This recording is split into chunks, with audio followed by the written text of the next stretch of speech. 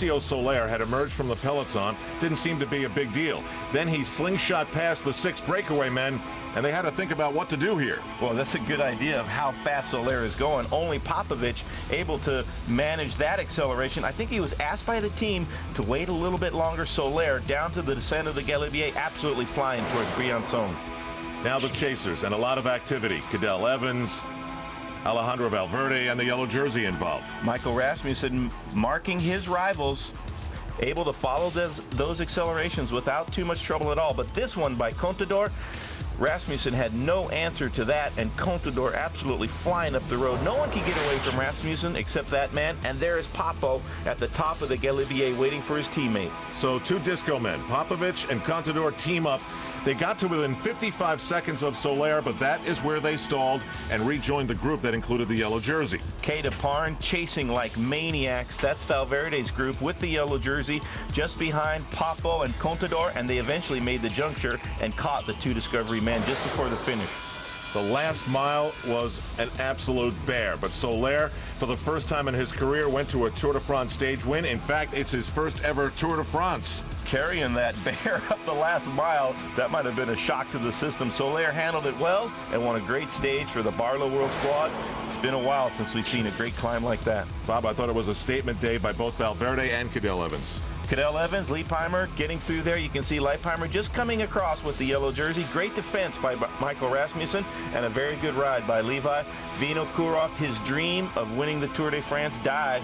Not today, a few days ago when he crashed. When we see Vino at his best, he's impossible to beat on these roads, but I think that crash really did the damage to Vino. Certainly made him very emotional. Michael Rasmussen takes the yellow jersey again. So here are the standings presented by Michelob Ultra. Rasmussen holds off all charges. All right, he gave up a second or 2, but Valverde is 235 back, Mayo 239, Cadel Evans 241, and Alberto Contador, top 5, 308 behind. 2nd through 9th, very close together. We drop off a little bit to 10th, Kim Kirchen, but all of the men, including Moreau, Sostre, Kloden, and Leipheimer, right in there chasing Rasmussen. Here's the American story. Christopher Horner is a support player. George Hincapie of Discovery, 26-21 behind, and David Zabriskie has to be careful. He is only 1 spot away from being the Lanterne Rouge as the last man in the field. Don't put it past Zabriskie to go actually on purpose into the Lanterne Rouge position just for fun.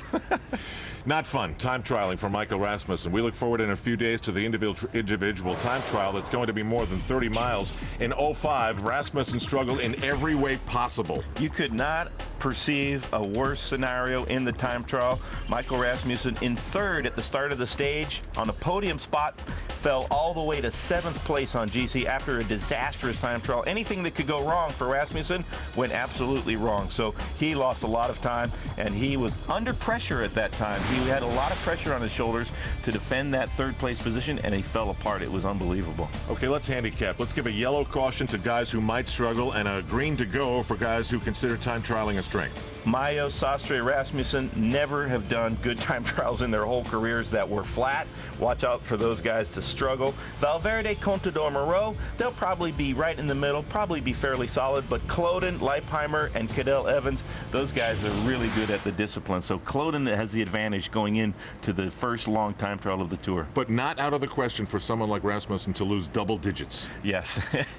I think there's going to be a lot of pressure. I think they're going to really have to work hard, that the Rabobank squad, to keep Michael Rasmussen in that jersey, and I have a feeling that the first time trial is going to be a real problem for Rasmussen. He might gain some of that time back in the Pyrenees, and that might be a strategy. Just limit his losses so that he can get some time back, be forgotten about a little bit, and be out of the yellow jersey, and then make a big comeback in the mountains where he really shines. And that individual time trial comes this weekend. What comes today is stage 10, a relatively flat affair, a few categorized climbs, heading toward Marseille. We'll turn things over to Phil and Paul when we come back and make our Saab performance predictions. This is the Tour on Versus. The 2007 Tour de France pre-race on Versus is presented by Saab. Once you've built jets, you don't build just another car. Saab, born from jets. Saab was founded by 16 aircraft engineers. Their spirit lives on in the turbocharged 2007 Saab 9.3 Sport Combi. With all the storage space you need, an estimated 30 miles per gallon, and a starting price under $29,000, you're closer to owning a jet than you think. Saab, born from jets. Log on to versus.com/fly to the finish for your chance to win a 2007 Saab 9.3 Sport Combi and a new Cervelo bike. This summer, Versus is bringing the stars, the stripes, the painkillers. It's gonna be a red, white, black, and blue summer. It's just something that you're either willing to accept or you're not. The toughest athletes are gonna dish it out and take it on the chin. The competition is on, and the cost of victory is paid. The Versus red, white, black, and blue summer. The suffering continues. Pain's a good thing sometimes. All summer long. Destination Marseille for stage 10 of the Tour de France. Second longest stage of the tour from Tallard to Marseille, and we'll be watching it all from our mobile Versus studios. Should be some great pictures again. Al Trautwig with Bob Roll, Phil Liggett and Paul Sherwen. This is going to be a long one, and not to say that it hasn't been warm, but I think today hot is the operative word, and this is going to really beat down on the guys. This is where you hear the wonderful sounds of the staccatos in the trees, because it's always hot down here. It's arid. They'll go through a lot of fluid today, I'll guarantee it. This is the second longest stage of the tour, but it's only marginally shorter than the longest one up in northern France. Paul, what's your guess? A sprinter's finish or a breakaway succeeds? Well, I have to say I think it's a breakaway today, because it's ideal conditions for the breakaway. A lot of riders tired after the Alps. A lot of riders have lost big time. And, of course, a big Tom Boonen, he doesn't want to assassinate his team because he's still got to get them through the Pyrenees. So it would actually suit his defense of the green jersey to allow a breakaway to go clear. I don't think anyone wants to chase the breakaway down today. Any playing around with the yellow jersey as you take us through stage 10? Well, I don't know. We've seen some strange things in this year's tour and some really bizarre things in last year's tour. So I think Rabobank is serious about defending the jersey. London seems like a long time ago. Some of the rain we had before that would be nice down here. That's not going to happen. Straight south, Tallard to Marseille, a long stage under the boiling hot sun. 2 Cat 4s and 2 Cat 3s at the end. Strong men to the front, and I think a breakaway is going to succeed. 229.5K. Paul, does it bring anything to mind? Well, it does. It brings it to mind Philadelphia to Washington, 142 miles. Last time we came here, it was a breakaway that succeeded. Jakob Peel got the better of Fabio Sacchi. 2 small sprints, 2 fourth category climbs, and 2 third category climbs. A long, hard day in the saddle, I would say, for everyone in the Tour de France this afternoon. But still, the question is, will the French get a stage win? Hopefully not. They'll try some breakaways and get on camera time. How would you characterize the Saab performance predictions race so far, Phil? It's been very difficult for me because they keep... I've got to find some way of making up a 10-point deficit now, and I'll do it today, of course. Here's Paul Sherwen getting points again impressively, 17-9 to 7-4, and is with great respect and admiration that we present the yellow jersey to Yes, I apologize. I'm sorry. I apologize. I can't help it. It's just an accident. Can't help it. And guess who picks first? This isn't right. Oh, and I picked first go as well. Ahead, well, go ahead. It's tough being the leader. Well, I did say that I thought there was going to be a breakaway here this afternoon, but I have to go for the win anyway. So I'm going to pick Erik Zabel, because Erik Zabel is the kind of rider who not only can win from a group like this, but he could win from a breakaway. And right now, it's all about defending your lead in a competition which is being rather violently disputed. I think he's been a step short all tour. Bob, your choice. Erik Zabel has been, but I don't think it's going to be a sprint finish. I think it's going to be a breakaway. Jens Voigt is in every single one, it seems like. When he comes to the tour, he is ready to fight. He's ready to rumble. He beat Oscar Pereiro on the longest breakaway of the tour. They gained about a half an hour. He's way behind on the GC, and he's the strongest guy in the race, capable of breaking away. They haven't won too much either, so CSC, apart from Fabian Cancellara, they might be looking for something a little bit more from the tour. Carlos Sastre is so far a little bit disappointing. I think Jens Voigt's going in the break. Phil, it's up to you. I know you're going to pick a man in yellow. Yes, I am. I mean, I always like to hear Bob's choices. That's why he's in last position. Well, the real man who's going to win this is going to be David Miller today, because he told me so on the rest day. He tipped Iban Mayo yesterday. Well, he finished 5th, Iban Mayo, when he tipped him yesterday. Now he's going to go for himself, and it's a perfect day for him. 2 little third category hills towards the end. David will ride away to glory on the beaches here in Marseille. Okay. Right. That leaves me to throw the dart at the board. And he's been out of the action as far as Discovery goes for the past few days, and he's talked about winning a stage in this Tour de France. So thank you. We'll all rise now, and I think we're going to go to George Hincapie to get me some points and get back into this race today after letting the other power climbers on Discovery have at it. What do you think of that, Bob? That's a good pick also. I think it's going to be a break. I think George really wants a stage win. Discovery hasn't had a lot either in the way of stage wins. So you just say that because you're stuck with me all day. We'll take a break on the Saab Tour pre-race Miller, though, show. forget it. We'll see. When we come back, Phil Liggett and Paul Sherwen will have the call as the Tour de France heads straight to the heart of the south of France and Provence. This is Versus. The 2007 Tour de France pre-race on Versus is presented by Saab. Once you've built jets, you don't build just another car. Saab, born from jets.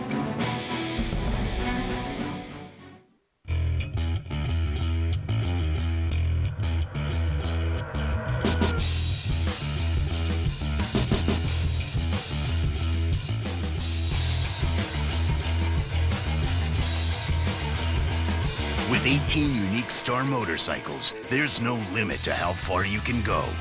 We build it. You make it your own. Exclusively at your Yamaha dealer. Now get payments from $69 a month plus up to $1,000 cash back. The Cervelo SLC-SL is a pure descending machine. Learn more and enter to win the Cervelo Dream Bike at competitivecyclist.com. This painting season, you've got a lot of stuff to paint, but not a lot of time. The Wagner Power Painter with the innovative lock-and-go cartridges lets you go from staining to painting in a snap. Wagner, paint fast, paint smart.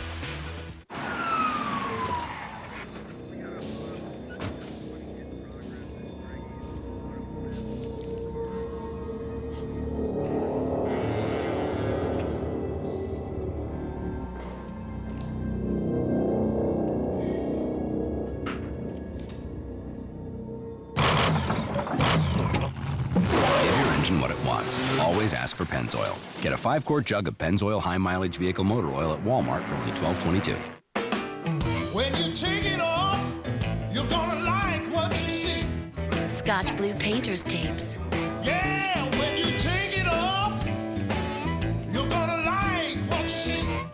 Goes on easy, comes off clean, leaving professional paint lines. Looking good, you got to agree. Scotch Blue Painter's Tapes for delicate or multi-surfaces. Go on, take it off! Look, honey, Rock Bottom's Backyard Barbecue, and they're tapping that beer you love, American Dream Ale.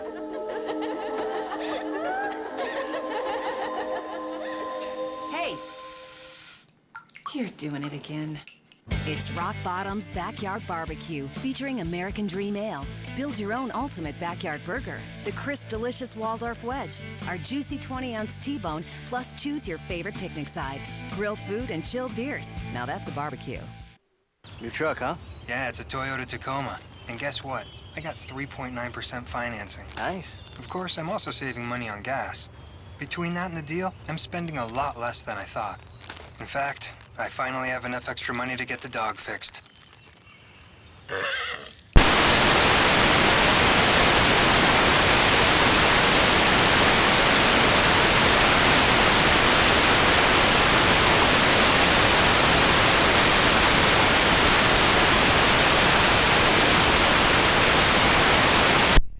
To the beautiful Mediterranean coast, but don't let its beauty fool you.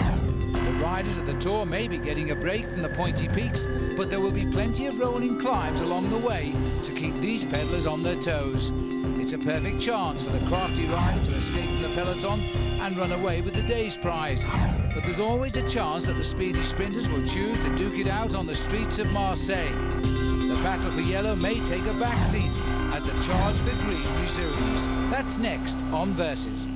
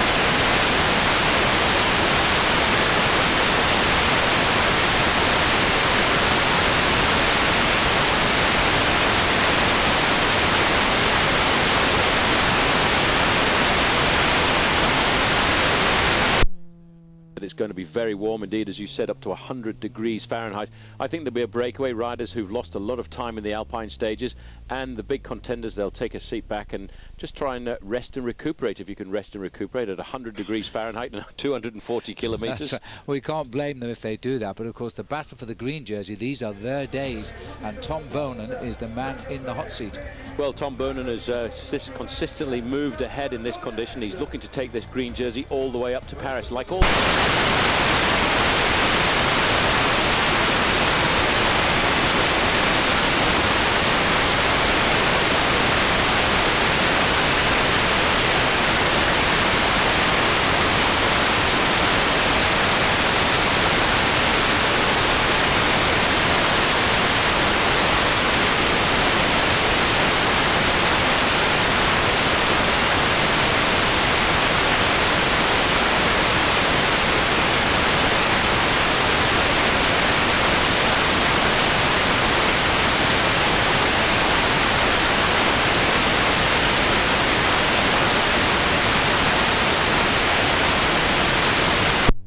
Teams couldn't get through the traffic and the police had to go out and bring them in. That was Barlow World and Sonia Duval. So they waited for them, of course. They're all underway. And then out on the first climb at Châteauneuf at Val Bonnat, after just 57 kilometres had been run, Marcus Burkhardt was off on a little solo breakaway here, just getting in ahead of Florencio and Popovic in the sprint. Well, it was important, but when they came to the next sprint point, the sprint bonus is for the green jersey. Cedric Vasseur took maximum points there, ahead of Andre Grifko and Paolo Bossoni. I think for Team Quickstep, they were trying to keep the points inside their camp. But there's a development here. Burkhardt had been joined by 10 other riders. A breakaway now of 11, as Paul Sherwen said. There would be a breakaway today, and the latest time gap has just come to us, 10 minutes and 20 seconds. As we look out across the Bouches du Rhône here, this beautiful area which flattens out even more as we get down to the borders of the Mediterranean Sea at Marseille. Just look at that, 98 degrees. That's actually the finish line temperature at the moment. It might even be hotter out in the country itself. Very light winds, extremely hot today, and yet the average speed, an absolute cracker. They are running on the fastest expected time of arrival. They did 48 kilometres or 30 miles in the first hour, slightly less in the second hour. They're really going to wrap up this second longest stage of the race quite quickly, Paul. Well, they are. I think, of course, Team Rabobank are very happy with the situation because they put a man into that breakaway, Juan Antonio Fletcher, a rider who in the past has had a stage victory in the Tour de France, and that takes a lot of pressure on them. Of course, for Team CSC, they've got their man in the breakaway, the man that is always looking for a move like this, Jens Voigt. I thought Jens and Team CSC might have taken a little bit of a back seat because they have, after all, done an awful lot of work, Phil, in the first part of the race, especially with Fabian Cancellara being the lead. But, you know, that's discounting the knowledge that Jens Voigt is Mr. Aggressive. 189 started the Tour, the same number as yesterday survived. They all finished yesterday, 171. 8 of the 21 teams are still carrying all 9 men towards the Pyrenees. And Jens Voigt, there he is on the far side of our picture. We put our heart rate monitors on Sergio Paulinho, Karlström, Christian Nice, Ralph Grabsch and Marcus Burkhardt. Good choice. He's in the breakaway and started the move. In fact, today he chased down, as did the field, an earlier move, and then somehow he went on it alone. They ignored him. This is a very serious move. I think we probably won't see this breakaway because we won't see this breakaway again, Phil, because I think, you know, the big thing is it is a very long stage, very hot, as we've said, almost 100 degrees Fahrenheit on the open roads this afternoon. And all of the riders in the main field, I think, apart from Team Rabobank, are quite happy to have a rest day. They don't want to chase everything down because we had a seriously difficult race through the Alps. Well, as they continue to work out, big Tom Boonen is there in green. 10:45 is the gap. As the race now continues on the long road to Paris, we'll take our first break.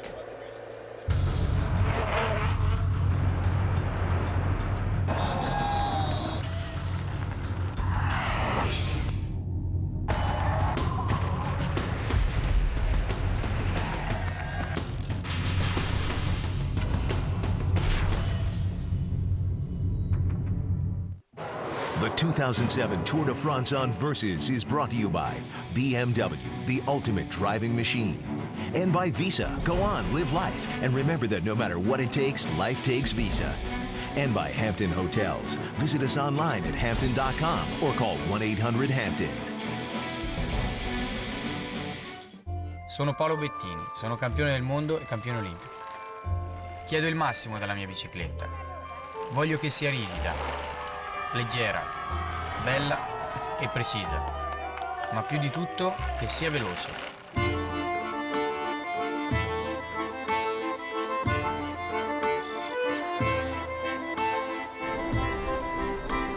Questa è la mia bicicletta. I am Specialized.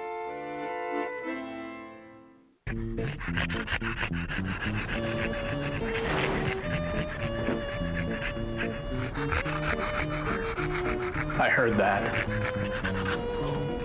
We'll leave the light on for you.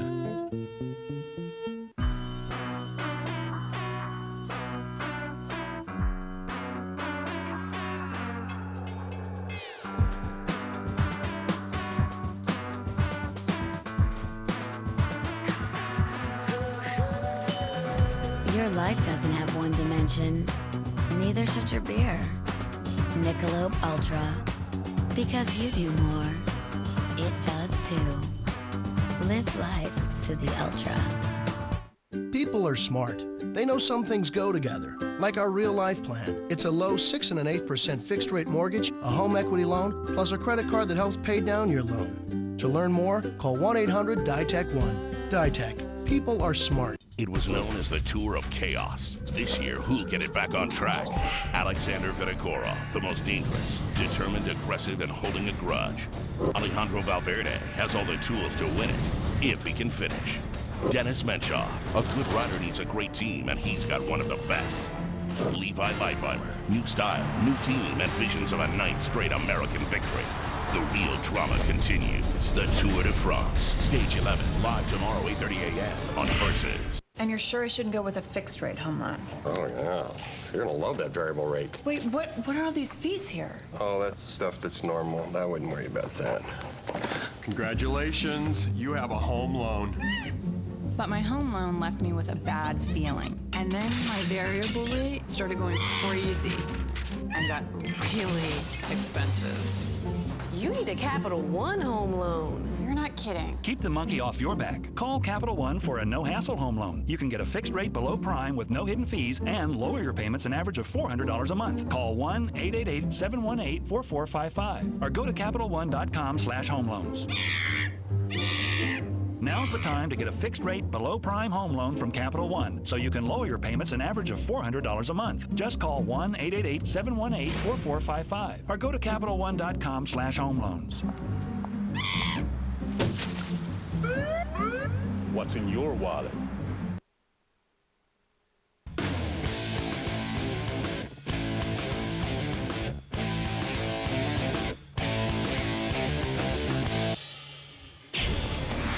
Yes, the leader's jersey being thrown about in these opening days of the Tour de France. As we approach halfway in the race, Michael Rasmussen took the yellow in the Alps. Tom Bohnen's hung on to green in the Alps for the points competition. Alberto Contador is the new best young rider on the block, and what a trip through the Alps he had. And Michael Rasmussen also defends the polka dot jersey, but as usual it's worn by the rider in second place in that competition, which is the winner yesterday, by the way, Juan Mauricio Sola of Colombia. Well, we've got this breakaway. It's consolidating now. It started with Marcus Burkhardt, 57 kilometres in. At 78 kilometres, he was joined by 10 more. 11 riders now well clear of the field at the moment. I'll quickly give you all of the names. Burkhardt joined by Jens Voigt, Juan Antonio Fletcher, Paolo Bassoni of Lampre, Patrice Algon, Crédit Agricole, Staff Shearlings, first-time tour for Cofidis, Michael Albacini, Liquigas, along with Kuzinski, another first-timer, Sandy Cassar, and a little bit further down, Cedric Vasseur and Andriy Grivko. And between all these 11 riders in the break, they have ridden more than 40 Tours de France between them. So I think we can say this one is a pretty experienced breakaway. Now, as we look here at the peloton, Tom Boonen said that I believe that he wasn't going to try and go into a breakaway today. Let's find out, though, exactly what he did say, because we got Frankie Andreu to go to the start this morning. Here he is talking with Tom Boonen. You made it through the Alps. Robbie McEwen is out of the race right now. Do you feel a little more confident with keeping the green jersey? It's always a battle. If you see Zabel is an old warrior, and he will not bend for me. But it will be battle until Champs-Élysées, I think. And today and Friday is pretty dangerous. Zabel is going good, and he can adjust on the climb. So, but we have to see. We don't have to defend anything now. We just see what these guys are doing and undergo the race. And if there's a sprint, we'll do everything we can to try to win the race. So will you be thinking about going for the stage win or just sitting in and seeing what happens at the end? I think today we'll see what happens, and if there's a possibility, maybe we'll try. But I think tomorrow is more easy for the guys to control, and even then we don't have to control. Maybe it's not so smart to take the risk, and it's always possible something happens. All right, thank you. Thanks. Yes, a confident man. He knows how to ride the Tour de France, but he's never won that green jersey yet. I bet he's seeing this his best chance now. Tomorrow is a very flat stage, so he might try for the win again tomorrow. Some say he won't win again till Paris. Take a look at the stage today, though. We've been through the first two fourth categories in the sprint. As the riders arrive at the feed here, looks like they're going to get off and collect the bags today. In the well, just past the feed where the knife and fork is for the main breakaway. Still to come near the end. Perfect springboards for the likes of Jens Voigt to go and win this stage. Two little third category nasties waiting before we drop into Marseille today.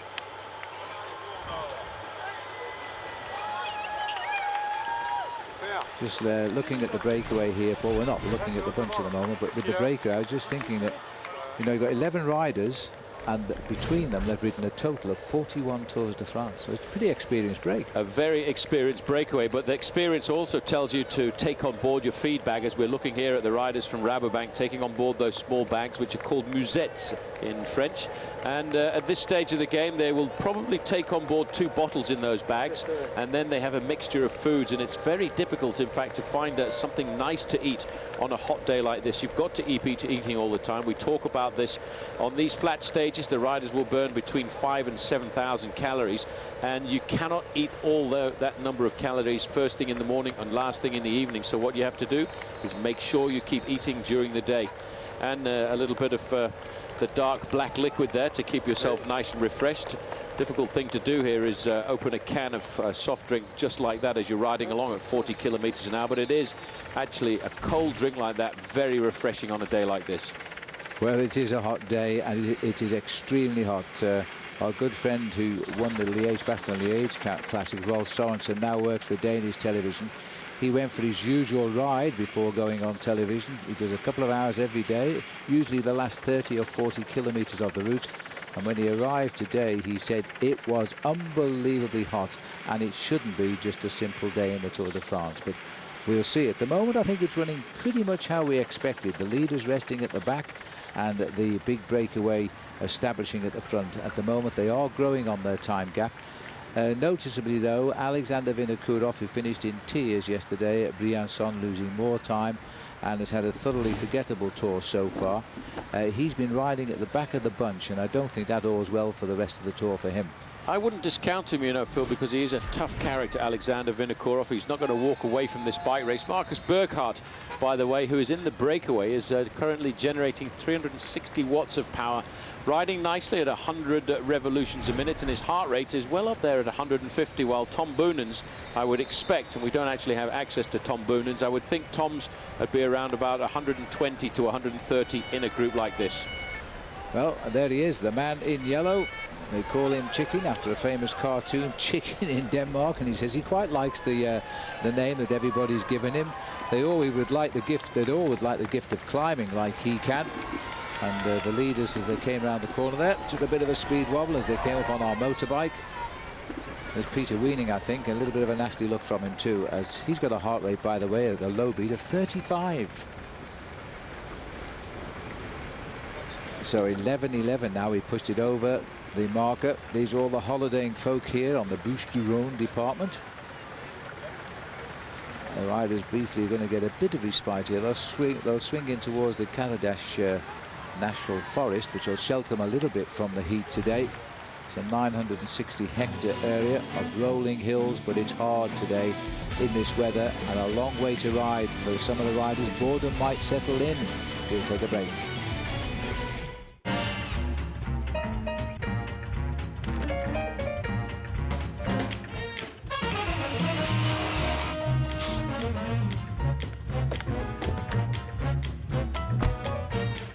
Prepare yourself.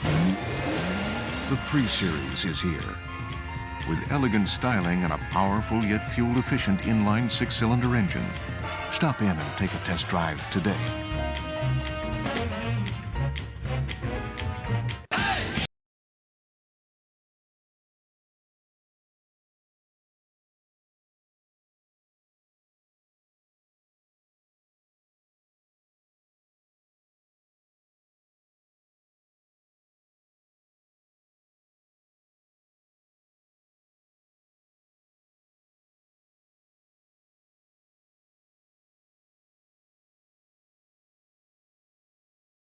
Love having you here.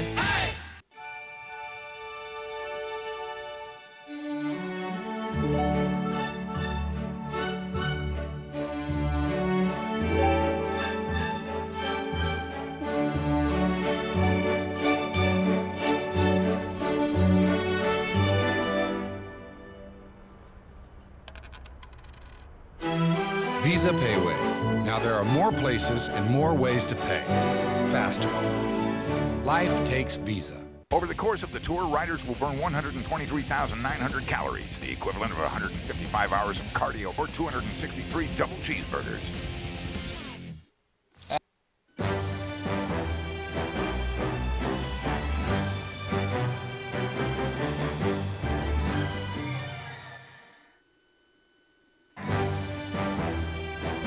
The fun begins where the road ends. Take a ride in the adventurous Toyota 4Runner. Get $1,500 cash back on a new 07 4Runner. Toyota, a smart way to keep moving forward. Bicycle Village, the ultimate bike shop. Bicycle Village has Colorado's largest selection of bikes, from tandems to trikes to top-end bikes. All the best brands and the largest selection. Over 1,000 bikes set up and ready to ride from the brands you want, like Trek, Specialized, Raleigh, Lightspeed, and more. Only Bicycle Village offers same-day bike service to get you back on your bike quicker. Plus lifetime tunes and an unbeatable performance guarantee on every bike we sell. And we always guarantee the lowest prices. Bicycle Village, the ultimate bike shop. Everything. Co-ed matches, coaches on the court, super tiebreakers, and superstars from around the world. World Team Tennis on Versus. The new champ of Wimbledon, Venus Williams, leads the Freedoms to Wrangell, Houston. Sunday at 11:30 on Versus. Welcome back. We're looking down the Durance River here. This is the Great Valley. Let me remind you, tonight in our prime time coverage, which comes to you with Alan Bob at 8 p.m. Eastern Time, we'll catch up with Sol Raisin, who is here on the Tour de France, the rider who was so badly injured in a professional race in France and is now making a full recovery. We'll also tell you a lot more about the history of Marseille and the big part it's played in the Tour de France, because it was on the very original race route. So don't miss that tonight. Alan Bob will be on top form as always and bringing you enhanced coverage. Looks like our helicopters flushed out all the seagulls here, as the riders now continue to lag behind by around about 11 minutes. And I'm just wondering whether they're going to start to chase this break down today. But there aren't that many sprinters of great quality left, apart from Tom Boonen, perhaps Robbie Hunter, you know. As we look at the boys in orange, that's true, that really, Paul, isn't it? The great sprinters, we lost 3 very good sprinters in the mountains, eliminated McEwen, Napolitano and Feliu. And so it could be a very interesting sprint for the commentators coming up tomorrow, maybe. Well, it could be. The big tactical problem it makes is that the teams, having lost the teams of the sprinters, Robbie McEwen his team will not work anymore to try and pull back the breakaway. Neither will Agri Turbel for Felu, and of course neither will Team Lampre for Napolitano, although they've still got their man Daniele Bonatti in the main field. But the problem is it's reduced the number of sprinters teams to actually do the pacemaking at the front. Well, just the glimpse we got of the breakaway there, the Rabobank rider that went into the break is Juan Antonio Fletcher, who wears 55 up in the front. His job really will not be to assist that breakaway. They're playing a sort of reverse tactic, if you like. He's in the group. He's got every reason not to help them escape, because they've got the team leader on Rabobank. So he's going to get a pretty easy ride sitting last man in that breakaway, and watch him on those last couple of hills if they're still clear. Well, his big advantage this afternoon is he's not going to contribute at all to the breakaway, as you said, Phil. And this is the area where he got his stage victory in the Tour de France. Well, not too far away from here, just in the outskirts of Toulouse. It was over similar terrain to this, and it was on a very similar day, hot like this and long. Well, still Grecian Ehrman. He's been voted the workhorse for the first hour or so of racing today. Wow, that's hard work, you know. And you can see it's not a flat course. They're still on undulations here. Yes, we started around about 1,800 feet when we left Tallard today, which was just south of Gap, where Vinokurov won the year. Lance Armstrong shot across the field to avoid a falling Balocchi, you may all remember. But when we get down to Marseille, we run right down to virtually sea level. We're talking at 20 feet or so above sea level, but the boats are right alongside. All right, well, as the long line of the peloton gets on with their job in hand, I hope you'll get on to the old internet and enjoy the Saab Watch and Win sweepstakes with us. You log on to versus.com/fly to the finish every day during the tour. You've got a big chance to win a Saab 9.3 Sport Combi and Cervelo Carbon bike. The keyword today, there it is. It might not be, though, a sprint today, but the keyword is sprint. You'll need that when you log on. Bouygues Telecom, a lot of those jerseys at the back now. They were very active in the first hour, trying to get a man in the breakaway. Another nasty little drag here as they ruined the tempo of the riders as they swing round. We're on the undulations. It's around about 99 kilometers to go to the finish. And it's more or less ripples all the way now. There's no real flat roads as such. This little area around here, well, that's quite a big hilly road actually, but this is the area around back of Provence, which is always seemingly soaked by the sun at this time of the year, and it is so pleasant to go for a gentle tour, except if it's called the Tour de France. Well, it's such a nice area to ride at about 18 to 22 kilometers an hour, but if you double that average speed up to 45 kilometers an hour, it really isn't quite that much fun. This is the Montagne Sainte-Victoire we're looking at here. It's 18 kilometers in length, and it actually is shared between two departments, the Bouches-du-Rhône and the Var. At its highest point here, it's over 1,000 meters in altitude, and that point is known as the Pic du Mouche, which means the spike of the flies. Well, it's very, very beautiful. It's 34,500 hectares here, and it is all protected, which splits up the two departments. I must say, to climb up to the top, it's a heck of a view up here. Mind you, the one interesting thing about this mountain is on the one side they've got some very nice vineyards, and it's from this area. I think probably one of your favorite wines comes from, Phil, the Côte de Provence, little rosé. Beautiful rosé in those lovely nice shaped bottles, absolutely. But not during the day when the Tour de France is on, as the riders now wend their way around the edge of this, heading down towards the next sprint of the day, in fact. Just looking here at the riders in the breakaway. This is Shearlings, who's on his first Tour de France, riding for Cofidis. A couple of new timers in this race, a couple of stage winners as well, and one of them might be lucky again today. We'll find out. We know what men like. Mitchum Smart Solid. Powerful protection, unbeatable against white residue. Wow, let's see that again. For powerful all-day protection that doesn't come off on your shirt, be a smart Mitchum man. Film, animation, and digital effects. I use my computer to connect these three worlds. I transform photos people send me, then email them back. I photograph my son's painting too and post them on his website. I love playing music. I even did the music for this commercial on my computer.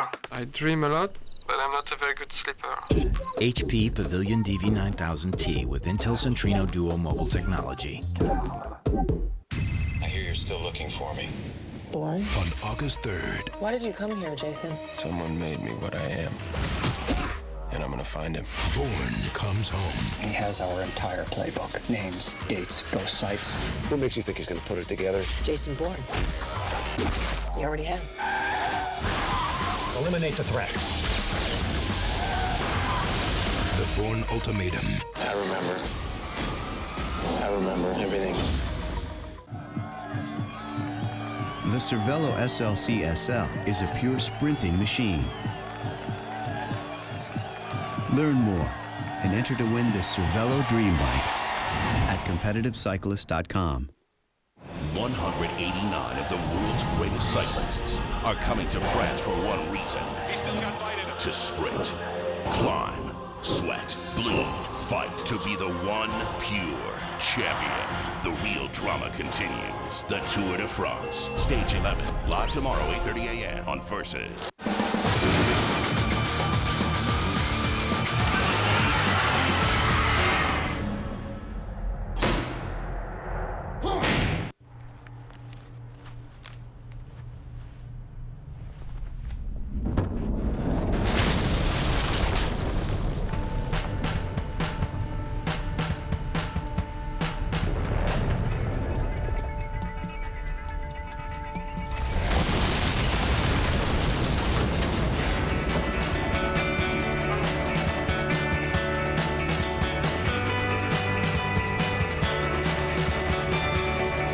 Like I said, we live in a society where the individual ego and the group dynamic are in constant struggle.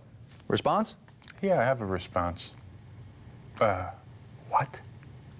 Geico. 15 minutes could save you 15% or more on car insurance. Nobody said this was going to be easy. Now, see, if Geico.com had taken that approach, instead of telling everyone it's so easy a caveman can do it, I wouldn't be having an existential meltdown right now. Geico. 15 minutes could save you 15% or more on car insurance. Welcome back. Here's a web poll, pens and paper. We'd like to hear from you. Do you think a rider in the Breakaway will win today's stage? And you can text your choice to 837787. Go online at versus.com/TDF poll or text your decision. If it's yes, text us with Tour 1. For no, text Tour 2. Interesting one, that. I'll be interested to see how you respond. As we're looking down here now at this lovely little wooded area, again, National Park here, and I think maybe the race has peaked out. It's now slipped back inside 11 minutes, so maybe the hills around this area are slowing the Breakaway down. Just on 100 kilometers now from the finish, slightly inside that, or 59 miles. We've got a couple of small hills to come, very strategically placed just before the finish of the day today. One at 28 kilometers from the finish and one at just 10 kilometers from the finish. And they'll fly down into the finishing line here in Marseille. And if the Breakaway is still clear, that has got to be where it will split up. Well, if you get a chance to look at the bike here of Marcus Burkhardt, you see that little white box there. That's the box that actually is transmitting the information to us here at the finishing line, and it's telling us right now he's producing 322 watts for a cadence of 91 revolutions a minute and a heart rate of 150 beats a minute. And he's one of the decent riders, I have to say, Phil, who has actually allowed us to put that little bit of extra weight on his machine just so we can have the access to that kind of information, which is, I find, very interesting, especially when we start to run down towards the run-in of these stages. It tells us just how much energy these riders are producing and how the heart rates are starting to be affected. Well, I hope it doesn't weigh too much, Paul, for that rider today. So 10:51 is the gap. 11 riders. There was one breakaway, Burkhardt. He got joined by 10. You may remember the other day, sadly enough, when we saw one of the riders collide with a dog and his wheel completely folded up. And happily both rider and dog were reported safe. Well, now's a chance in our Bridgestone Tech of the Tour to have a look at wheels. And we'll do that with Frankie Andreu now. Each day in the Tour, the riders have to make decisions about what wheels they're going to use. For example, we're here in the mountains. For the flatlanders that we've seen riding on the front during the first week, they're not going for the extreme lightweight. They want something aerodynamic and fast, like this deeper dish wheel. Now for the climbers, they are going for the lightweight because they want to be able to get up the hills as fast as possible. So they'll go for a shallow rim, all carbon fiber to make the wheels as light as possible. Now for the GC guys, they want the best of both worlds. Deep dish for aerodynamics to make them go fast, plus very lightweight. Carbon fiber spokes, carbon hub. They'll sometimes replace the bearings with ceramic bearings. Also, a lot of parts in the bike are all going to be titanium. So, in order to meet the weight limit, which the UCI has as a regulation of 6.8 kilograms or 14.9 pounds, they might have a heavier saddle, a little heavier bottle cage. But in the end, there's a saying. It's not the bike that wins the races. It's the riders. Thanks, Frankie. That's our Bridgestone technical technology piece of the tour today. I must say, they probably put the heart rate monitor on Burkhardt today just so that he would come within the rules of the UCI. A little extra weight for him to carry around. But just less than 15 pounds these bicycles weigh, which is incredibly light. There's the peloton out in full cry, searching through the woods here for the leaders. 10:49, they're more or less pegged at the same speed now, with all the work being done here by the boys in orange and blue. That's what they expect when the leader is on the squad, and that may have not worked well for CSC in that opening week, Paul. They spent a lot of energy looking after Fabian Cancellara, and I've got a feeling they may be paying for that at the moment. The problem is, Phil, you may well have a team strategy before the start of the tour, but things can develop out on the route, and having the overall leader, as they had with Fabian Cancellara, you have to take advantage of that, and they got a lot of publicity in the first week of the tour.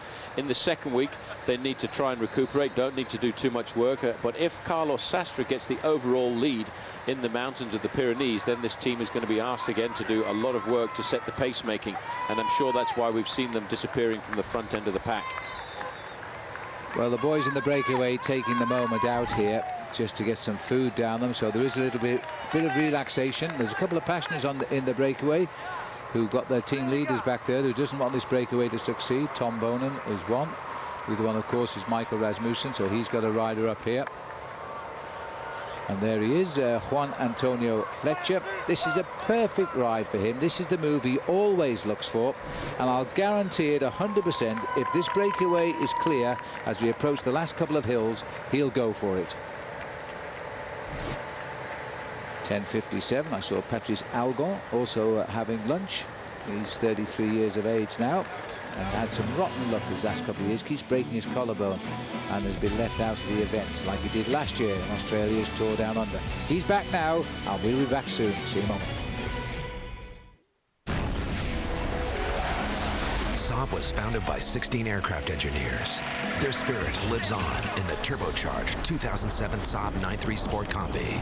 With all the storage space you need, an estimated 30 miles per gallon, and a starting price under $29,000, you're closer to owning a jet than you think. Saab, born from jets. Log on to Versus.com/fly to the finish for your chance to win a 2007 Saab 9.3 Sport Combi and a new Cervelo bike. People are smart, so they've always tried to package things that go together, like macaroni and cheese, or one of those keychain flashlight thingies, because some combinations just make sense. And it's this belief that led to the creation of our Real Life Plan. It's a 30-year fixed mortgage with a low 6 1/8% rate, a home equity loan, and a credit card that helps pay down your loan every time you use it. To learn more, call 1-800-DITEC-1. DITEC. People are smart. They're crossing the country, searching for the next mixed martial arts badass. All new episodes of the original series, Tap Out, Wednesdays beginning August 1st on Versus. Bicycle Village, the ultimate bike shop. Bicycle Village has Colorado's largest selection of bikes, from tandems to trikes to top-end bikes. All the best brands and the largest selection. Over 1,000 bikes set up and ready to ride from the brands you want, like Trek, Specialized, Raleigh, Lightspeed, and more. Only Bicycle Village offers same-day bike service to get you back on your bike quicker. Plus lifetime tunes and an unbeatable performance guarantee on every bike we sell. And we always guarantee the lowest prices. Bicycle Village, the ultimate bike shop. Get me a lawyer. We are engaged in battle. Whatever it takes, fix this. Damages premieres Tuesday, July 24th at 10. And right now, watch a special presentation of Damages. Now is your chance to see the first 4 minutes of the new FX original series, an exclusive series preview, and more. Just press 886 and select TV exclusives only on demand from Comcast. Coming to France for one reason. He's still got fight in him. To sprint, climb, sweat, bleed, fight to be the one pure champion. The real drama continues. The Tour de France, Stage 11, live tomorrow, 8:30 a.m. on Versus. Welcome back to the Tour de France. There is now a little bit of a move on here to try and reduce this breakaway. 11 riders clear. This is the Basilica of Santa Maria Madeleine that we're looking at the moment, as we now go back down to the leaders here. The breakaway 55, Juan Antonio Fletcher. He's the ticket collector, as we call him, sitting at the back in the caboose and not interested in anything except winning the stage, if that's what he feels he's got to do, should the breakaway stay away. And the rider there, number 184, who's taking his field at the moment, that's Andrei Grivko in his first Tour de France, I think it is. No, sorry, it's his third Tour de France. And begin to find his feet, I suppose, because he's been riding pretty well, but not up amongst the overall contenders. And the riders in charge of the peloton, always Rabobank. They do have a strong team, although I felt yesterday they worked very hard early on to look after their race leader, Rasmussen.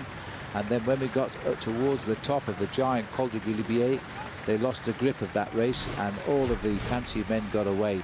But at least the yellow jersey was able to look after himself at that stage. Very quick stage today. And Nisha Greerman, well, he's been on the front here well, at least for an hour before we came on air today. So they've put him up front to just keep steady tempo. He's been doing this on a daily basis for his team. He's just asked for a little bit of a help now from the rest of the squad, because he must be feeling it today in this heat. Everybody willing to follow. I can see just down the line there, I can just see Robbie Hunter sitting and poking in. Robbie was is the captain of the Team Barlow World, and yesterday, of course, celebrations last night in the hotel. Wild card team get a brilliant stage win with the young man Sola, who was a Colombian rider. He only started cycling when he was 17, and he's come into this level of racing, and he won the mountain stage yesterday. And he says, I want to win the Tour de France one day. And having seen the way he rode yesterday, I would not argue with him in a couple of years. He's only 24 years of age. He could well develop into a rider who could win the Tour de France one day. He didn't even know he was winning at a venue where one of his more famous compatriots, Santiago Botero, had won a few years ago. He wasn't looking at the old record. He said, I wasn't racing then, so I wouldn't have known. But he's now racing. Comes from a very modest farming family, and he was extremely coy when asked questions. But can he climb? 10:37 is now the gap here. Now I believe we've got cameras today inside Team CSC's car with Kim Anderson, the former yellow jersey wearer of Tour de France. Memory tells me he won his stage in Roquefort, where the famous cheese comes from. I'm not sure if we can see him. Let's have a look. Here we are, back in the team car. This is live. Kim Anderson, there he is. Is that car? I can't see his face, but is it? Yes, I think it is Carlos. No, it's not Carlos Sastre, who's sitting there, loading down the bottles for his team. I'd be surprised to see Sastre back here. Send the boys back and go and get the water sent up. That's the most active section of the race, by the way, back in the team car, which is the engine room of the Tour de France. Okay today, but I wouldn't like to be in there when they're coming down the mountains in the Tour. The yellow jerseys of Sonia Duval often merging into the peloton along with the yellow jersey, because today, Paul, Rasmussen's completely yellow, reflecting the sunshine. Shorts, helmet, shoes, socks, gloves, and the jersey. Don't forget the jersey. Oh, the jersey, yes, I sort of missed that. Yeah, no, he Le maillot jaune. Le maillot jaune. He's definitely gone all in today to make sure that everybody knows that he is the overall leader of this race. He must be wondering in the back of his mind, though, Phil, what he's going to do when we go down to the Pyrenees, because I am still questioning what he's going to do in the individual time trial. It is such a long time trial, 55 kilometers in length. But the first time trial is actually an undulating time trial where he may well take advantage of his climbing ability and limit his losses. But what he has to do if he wants to win the Tour, he's got to go ballistic once we go into the Pyrenees. And historically, we've only really ever seen him make one massive effort in the Tour in one of the stages, which he did in 2005 and 2006. But to win the Tour, he's actually got to make an effort like that again on one of the mountain stages. There's Jens Voigt. He also can expect to be put in a good time trial as he continues in this breakaway. The ever-aggressive Jens Voigt. You don't have to be a betting man to guess when he'll be on the attack, because any day you'll probably win. But he's up front today for Team CSC.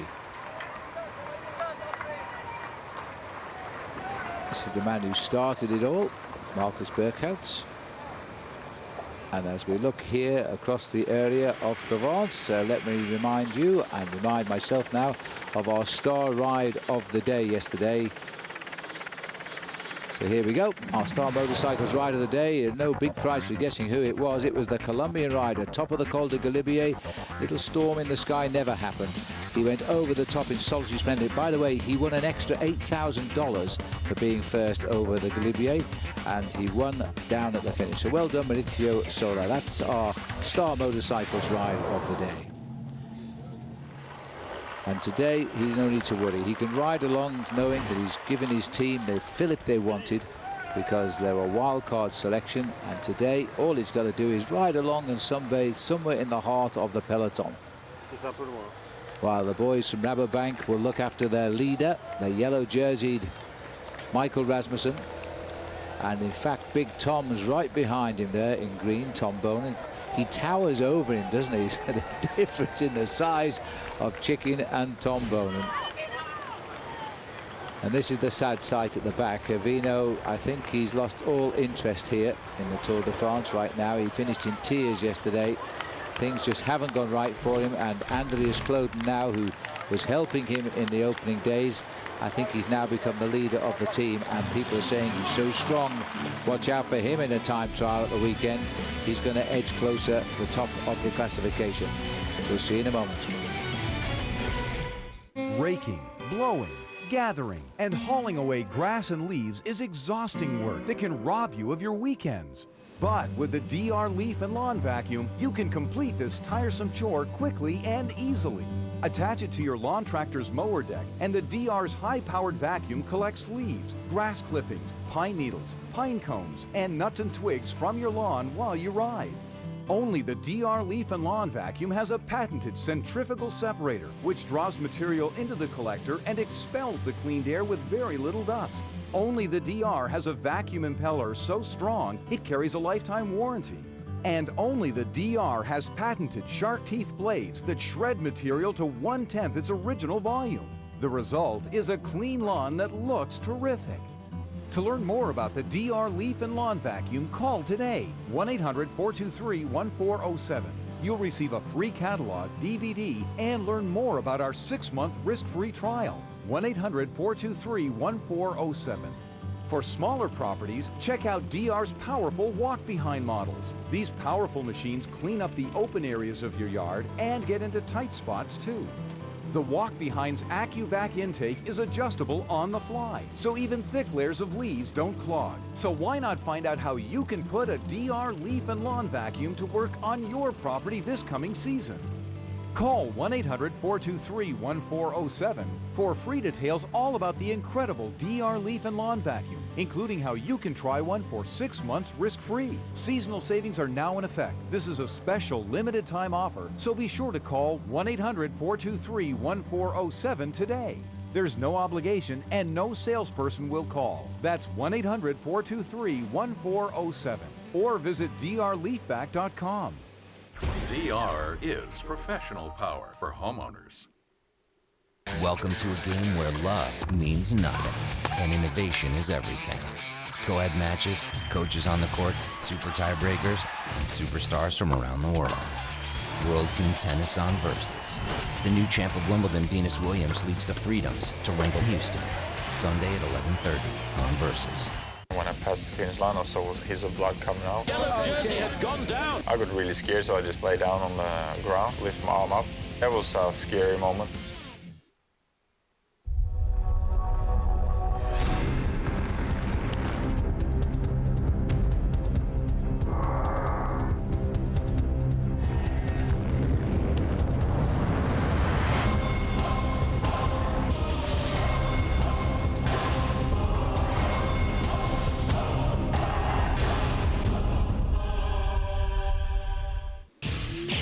Yes, the haunted music of the Tour de France. This is how the contenders chasing Rasmussen look today.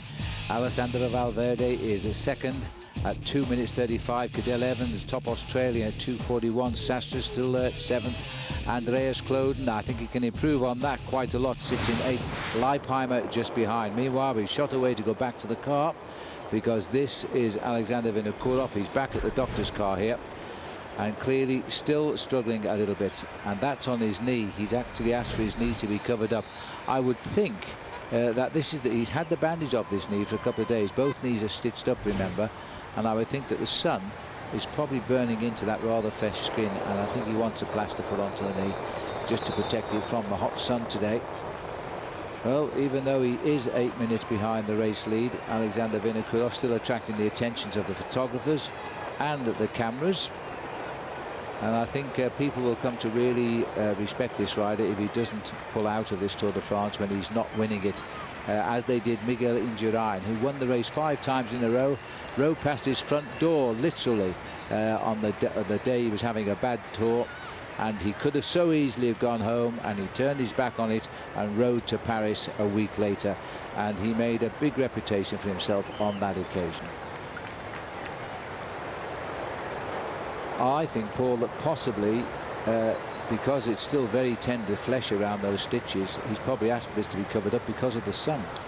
Well, this man is in a serious amount of pain. Now, I mean, we can't actually get to the bottom of exactly how many stitches are, but the rumor has it the total number of stitches in his knees and his elbow, it could be as many as 60 stitches. But because they're in the knees, and you have to obviously bend your knees a lot when you're riding a bike, especially over 230 kilometers, the stitches actually have to be reasonably loose stitches. And that's why I think you can see that little bit of weeping around the knee there. But I'd take my hat off. Whatever you think about this man, he won't give up because it is the Tour de France. If it was the Tour of the Haute-Var or the Tour of the Côte de Roussillon, he'd be gone. He'd be home right now. He'd be back in Astana, Kazakhstan. But this is the Tour. This is the biggest sporting event for these bike riders, and they don't want to go out, as you said in an article just recently, by La Petite Porte. The little door, absolutely not. When he had his legs stitched up, he came out of the hospital. We saw him try to walk out. He couldn't bend his legs. And we're asking this guy to try to win the Tour de France. And sometimes these sports people, we just don't appreciate the fact that they're pretty similar to us in many, many ways. You could say they're human. Yeah, but I think what was pretty funny, the advantage about the thing I like about Aleksandr Vinokurov, he didn't lose his sense of humor, because he said to the doctor, "Doctor, your painkillers are not doing me any good at all. Bring me some vodka." Well, the trouble is painkillers can't be used. They're against the anti-drugs laws in the Tour de France and world cycling these days. I suppose the way the sport. 3 hours 20 minutes now in a very hot broiling sun today, and it ain't going to get any cooler as they race down towards the finish. 10:01. So they're losing just a little bit off the lead. It's nothing to talk about at all just now. The peloton are preoccupied. They're not going to chase this down. They're not going to waste all their energy riding at 50 kilometers an hour.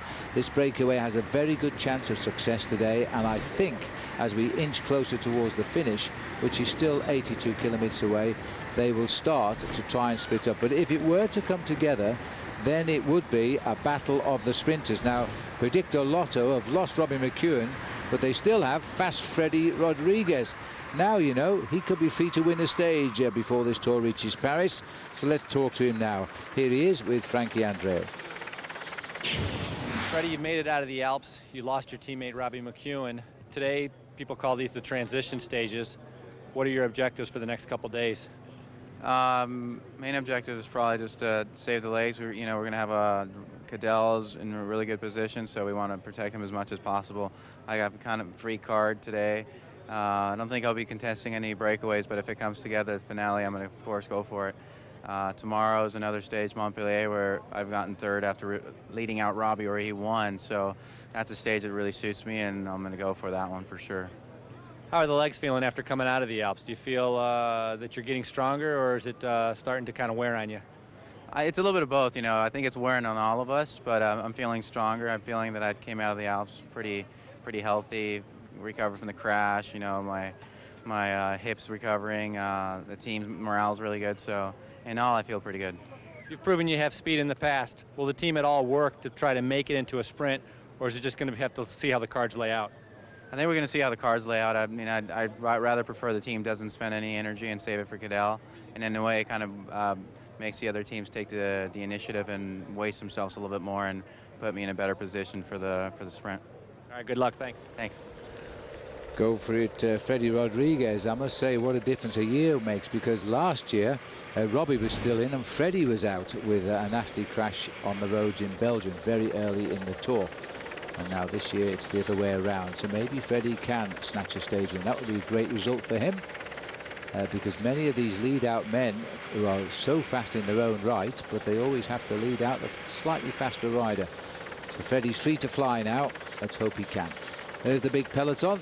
Nasty little drag here, even though it's supposedly basically flat today for the peloton. They're inching closer. I'm just looking at my computer, 10:16, and we're on 50 miles to go to the finish. Poor old Vinokurov. He's got to see Paris, though. Quando ero bambino, mio nonno piantò questo albero per me. Disse che quando sarei stato abbastanza grande per essere un campione, avrei potuto assaggiarne i frutti. Sono Paolo Bettini, sono campione del mondo e campione olimpico.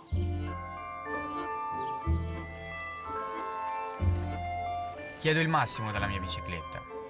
Voglio che sia rigida, leggera, bella e precisa, ma più di tutto che sia veloce.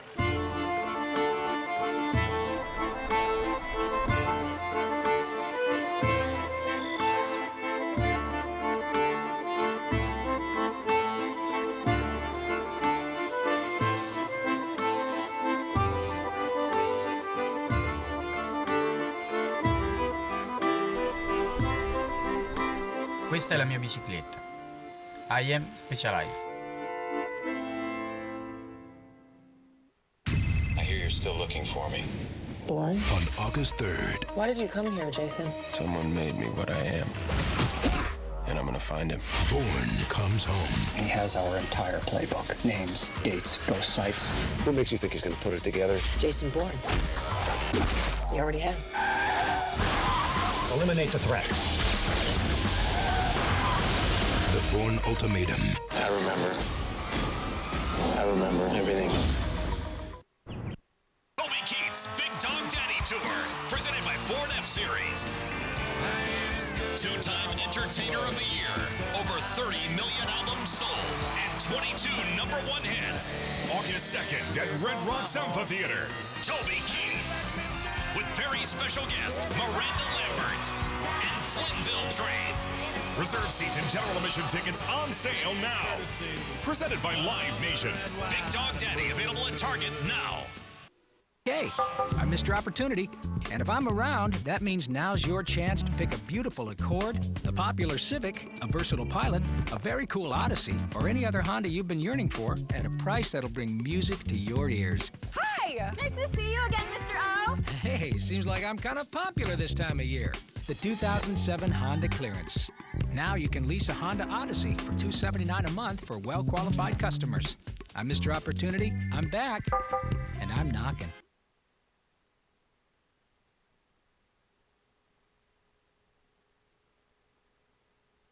Lines come from.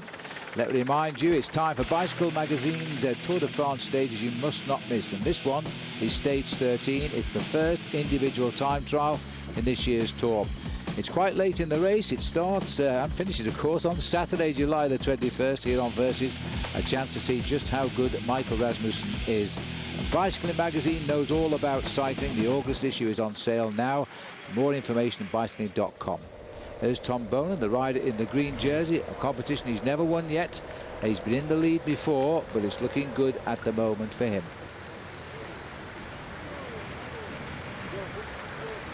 Just been a little bit intrigued today, Paul, that Boonen has never fallen back far from the front, although he said he won't try to keep the peloton as a pack today.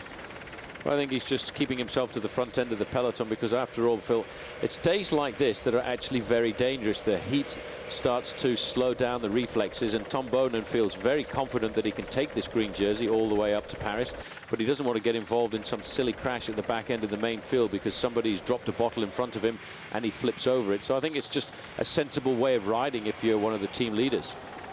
It makes sense. We saw the bottle from Rabobank roll across the road, and they're taking lots of drinks, these riders, today. And the bottles, of course, their hands have got perspiration on them. They're slippery things. They drop out of the road, but they have caused in the past very serious accidents. If your wheel hits them at the wrong angle, then they throw you over the handlebars. So they've got to be vigilant all of the time in the Tour de France. Although the days look fairly routine on these transitional stages. And Juan Antonio Fletcher, well, might be routine for him. He's won in this region before. He won in Toulouse, in fact. And it's a sort of stage which he loves to take part in. He's got the perfect excuse. I don't need to help you today, boys, because I have the race leader on my team. They're professionals, they know that, and they're not going to make anything about it. Marcus Burkhardt has slowed down on his heart rate now. It's gone down 20 beats a minute. Obviously feeling a lot more comfortable. He realizes, I'm sure he's studied the history books as we've studied the history books, and realizes that Marseille was one of the towns, cities on the first ever tour back in 1903, and the first winner here was a man by the name of Hippolyte Acoutrier, and the stage that day, Phil, was 347 kilometers long, 14.5 hours the stage. Exactly. So what have these guys got to complain about? So just watching here, Jens Voigt, the workhorse of the peloton, loves his cycling, a bit like Eric Zabel, the other German, taking the line through here now. The young Lamprey rider going through is Paolo Bassoni. He's ridden 3 tours. Nearest camera now, Cedric Vasseur. He's got 10 tours and 1 stage win to his name. So as we look at the peloton making their way, let's have a look now at our Saab afterburner report. And this was a big sprint by a big man. Just watch this one here. He goes into overdrive. Tom Boonen streaks across the line. A green jersey was waiting for him.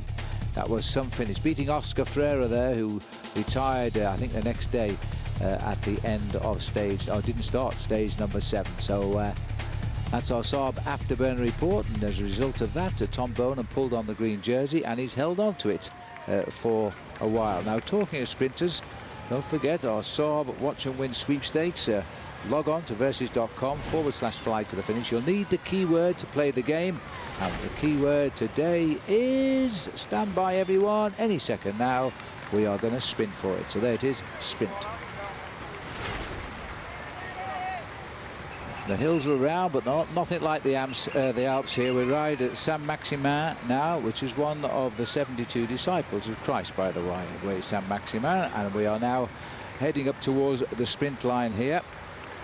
But no real interest in the small bonuses, and this is what benefits Tom Boonen. None of the riders up front are affecting his lead, so those points for the green jersey, 6 for the win, 4 and 2, will make no difference to his destiny today of that green jersey.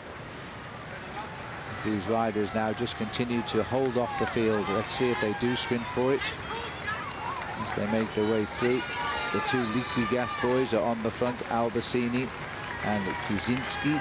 And Grifko is a rider I'd watch out for. He's the Milram rider, and he's not in shot here. He's sitting at the back, and he is a pretty good sprinter. He seems to annoy everybody by going for the prizes. Now, he'll probably prove me wrong now, but I'll just see if he comes to our picture. There he is, number 184. So maybe he'll go for the prize. The prize is €800, and as the dollar seems to have collapsed against the euro at the moment, that's quite a lot of dollars. As the Cofidis rider on the front, Staff Shearlinks, in his first Tour de France, leads through. Here comes little Bossoni. He also can pack a sprint. Little compact rider, very neat cyclist in his 3rd tour. Jens Voigt in 2nd place. Tempo still going pretty well here. These boys are still well over 25 miles an hour. I don't think they're going to make any effort to sprint, so Staff Shearlinks, who was 2nd in the previous climb, gets the win there, ahead of Boonen, ahead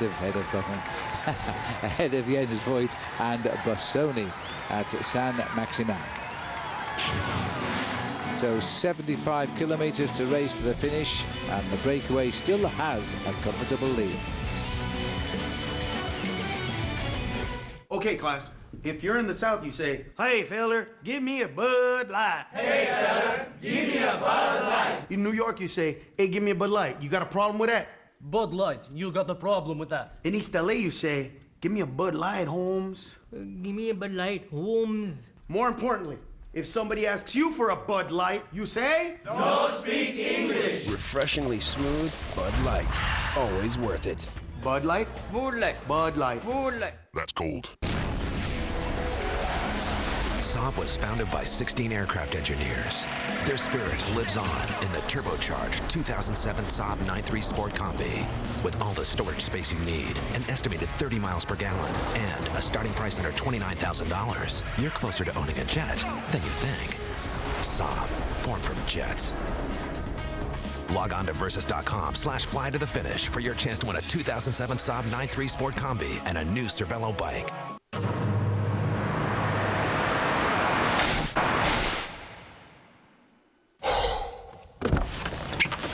wants to be stranded with a flat tire? Changing tires out here could be dangerous, but with these tires, I don't need to worry. Well, I guess I'll be on my way.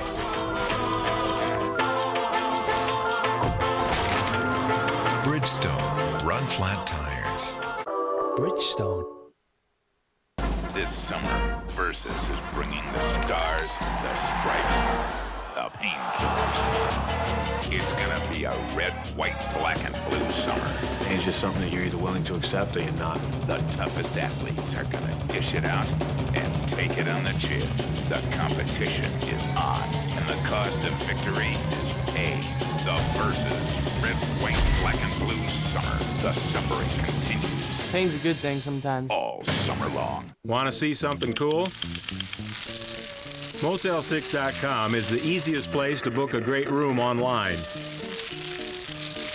See, when you start in the right spot, everything else just kind of falls into place. We'll leave the light on for you. The Cervelo SLC SL is a pure breakaway machine. Learn more and enter to win this Cervelo Dream Bike at competitivecyclist.com. When you take it off, you're gonna like what you see. Scotch Blue Painter's Tapes. Yeah, when you take it off, you're gonna like what you see. Goes on easy, comes off clean, leaving professional paint lines. Looking good, you got to agree. Scotch Blue Painter's Tapes for delicate or multi-surfaces. Go on, take it off. The 2007 Tour de France on Versus is brought to you by Subway Scrabble with 2 ways to win. Play often, win often. Subway, eat fresh.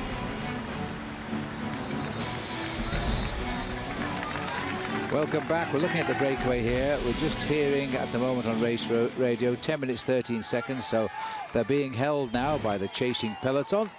We're still up with 10:23, but my time comes directly from the referees on course, and it's coming down, but very, very slightly. This isn't a chase back at the moment. The gendarme waving the yellow flag, yellow the danger colour in Europe, warning them of this split in the road. And Bossoni leading them through. It was Shearlings, Voigt and Bossoni at the sprint. We've just got the 2 little hills at the end to come now, 28 kilometres and 10 to go. And as we look now at this leading group, let me remind you about the Alps now. We had a wonderful trip through them, so we're going to take you now on a top 5 moments of top 5 HP moments in the Alps. Let's have a look. Start with number 5 first in our HP moments. I wonder who will guess number 1. This was the brilliance yesterday of Solar. He caught the leaders, having crossed the Col du Telegraph in 6th place. Didn't even give them a chance to look at him. He jumped away, momentarily had Popovic with him, got rid of him, went on to win a stage in the Tour de France. On to number 4 now. And this was the new boy on the block, another 24-year-old like Solar. And this is Linus Gerdemans, who got the yellow jersey with this marvellous win and couldn't believe the day had arrived. It had. Moment number 3, terrible this one really, the crash of Michael Rogers and David Arroyo. Arroyo continues, but I'm afraid a dislocated shoulder as it turned out.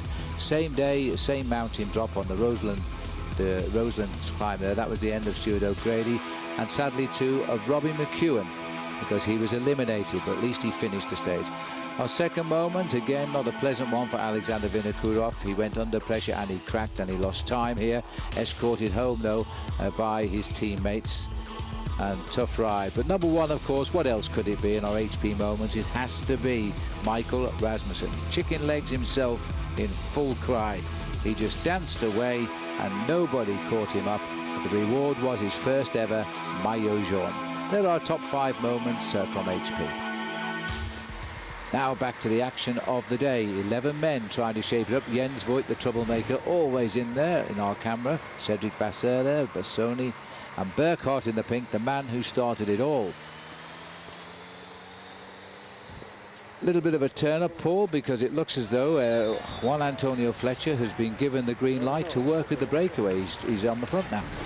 Well, I think he realizes it's a tough situation when you've got a man in the breakaway who you reckon can quite possibly win the stage, and you've got to put your men on the front end of the main field to make sure the gap doesn't get too far away. It's a very difficult tactical operation that is being orchestrated here by Eric Breukink, himself a former podium finisher in the Tour de France. He's got to balance the whole thing out here this afternoon. He would like to win the stage with Juan Antonio Fletcher, but he has to keep his men on the front in a fresh condition to really look after the interests of Michael Rasmussen over the next 2 or 3 flat stages. That's right, it's got to get Rasmussen down to his favourite playground, the Pyrenees this time. Very different climbs to the Alps, often quite a little bit more steeper. And Rasmussen has got to take time there because he'll give some of it away in the time trials. He knows that. So he's got to go well in the Pyrenees. So the object now is getting down there using as little energy as possible. You can see him just peeping into the right of our picture.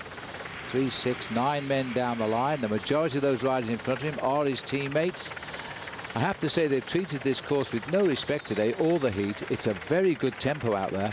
It's a very hard tempo that I feel certain will start to let a certain amount of fatigue slip into the bodies of these riders, because they've certainly shown no respect, as you say, Phil, to first of all the temperature on the day and also the road surface, which is a very heavy road surface. We're looking at an average speed since the start of 43 kilometers an hour, 26 miles an hour, which over roads like this, in weather conditions like this, is very, very hard. Absolutely right.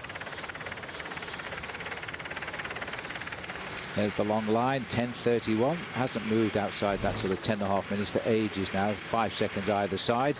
These boys are going at the same speed as the riders up front, and it's still Christian Ehrmann setting the pace. Who'd be a domestique in the Tour de France? Volunteers? Tell me after the break.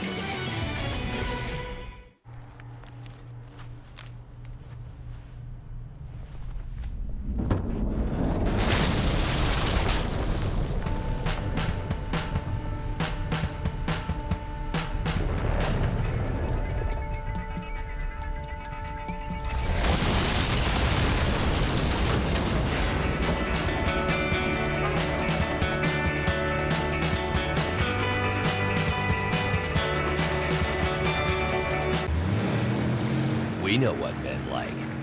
Mitchum Smart Solid. Powerful protection, unbeatable against white residue. Wow, let's see that again. For powerful all-day protection that doesn't come off on your shirt, be a smart Mitchum man. People are smart. And when it comes to home loans, they don't want smoke and mirrors. They want a smart rate. Like our 30-year fixed mortgage around 6 1/8%. Call 1-800-DITEC-1 now to get a loan without being sawed in half. DITEC. People are smart. Welcome to a game where love means nothing and innovation is everything. Co-ed matches, coaches on the court, super tiebreakers, and superstars from around the world. World Team Tennis on Versus. The new champ of Wimbledon, Venus Williams, leads the Freedoms to Wrangell Houston. Sunday at 11:30 on Versus. Hey!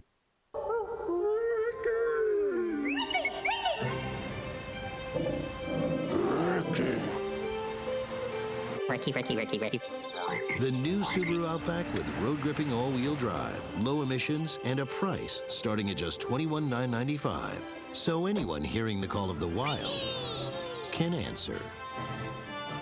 Lease a new 2007 Subaru Outback for $0 down and only $249 a month at Flatiron Subaru in Boulder. While other kids were playing games, Jenny was building sandcastles. No one thought she'd ever live in one. Except for Jenny. Go inside the world's most extreme homes. All new series. Mondays at 9 on HGTV. Find exactly what you need at Searchlight 888. Press 888 on your Comcast digital remote and go exactly where you want without leaving your sofa. Make your job search easier with Careers on Searchlight 888.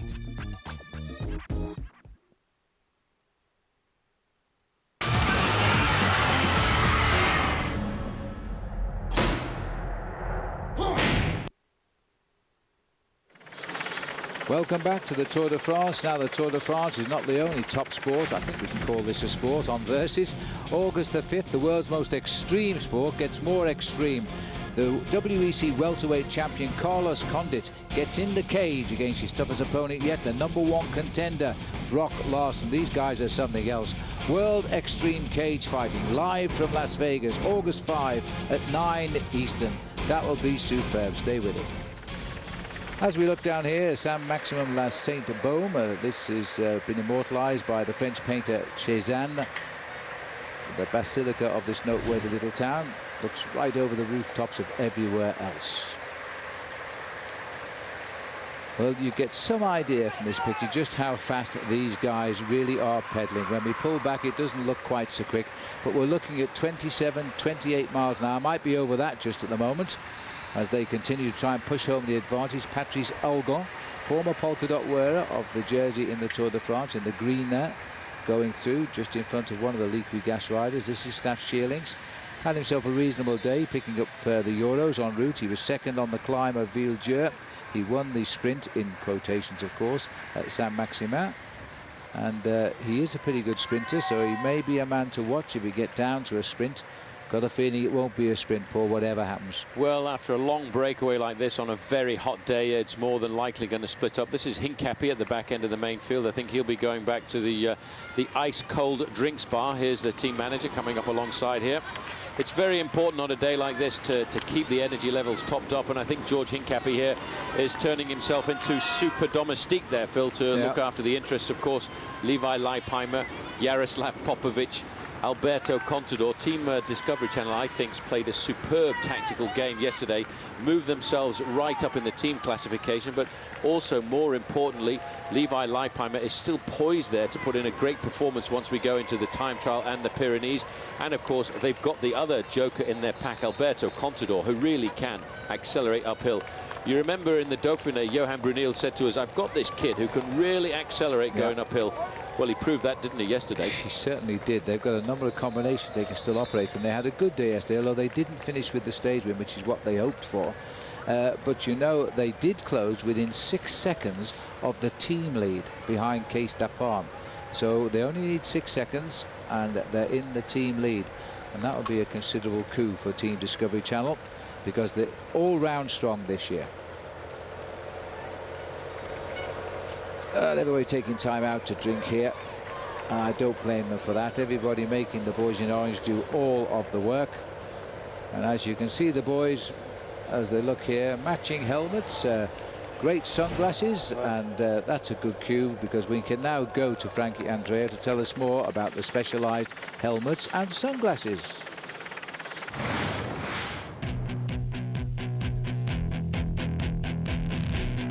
In the Tour, it's inevitable that crashes will happen, as we've seen on the early stages. A touch of the wheel, a wrong direction on a descent, and the riders hit the deck.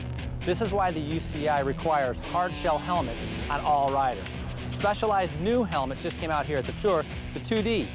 2 different types of foam density on the side and on the top. It's the lightest helmet on the market at only 188 grams. The straps are lighter, the retention system is lighter, and also to help open up the ventilation, the holes, there's carbon bridges. And inside, there's a Kevlar wrap which provides extra strength while still allowing a lot of ventilation to flow through the helmet to keep the riders cool. Also being introduced here at the Tour are specialized new glasses, the Miura. They have an Adapt-A-Light photochromic lenses. They change tint depending on how much light hits them. Also, these are impact resistance, which is very important because a lot of debris comes off the road when it hits the riders. So these give the riders an added benefit of protection.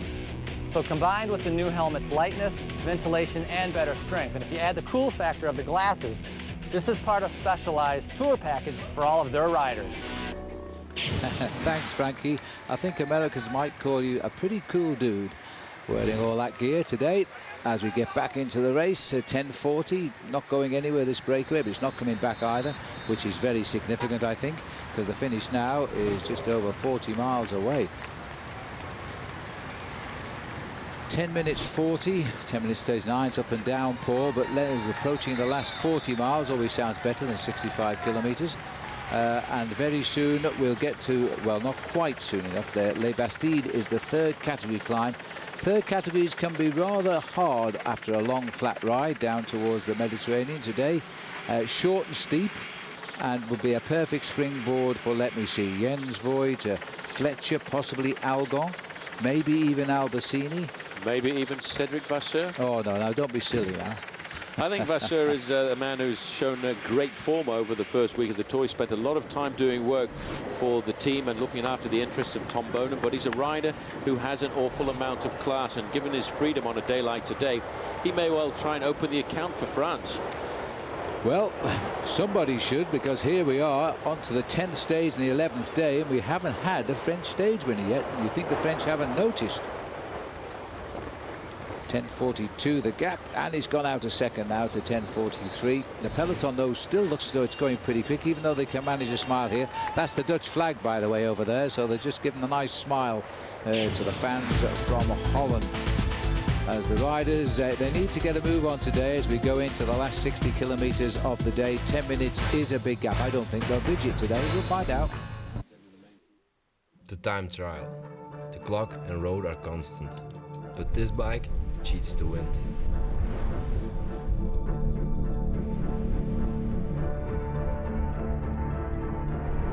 Every pedal stroke propels me. Do you hear it? This bike handles, this bike is aero, this bike is my advantage. I am Tom Boonen. I am specialized.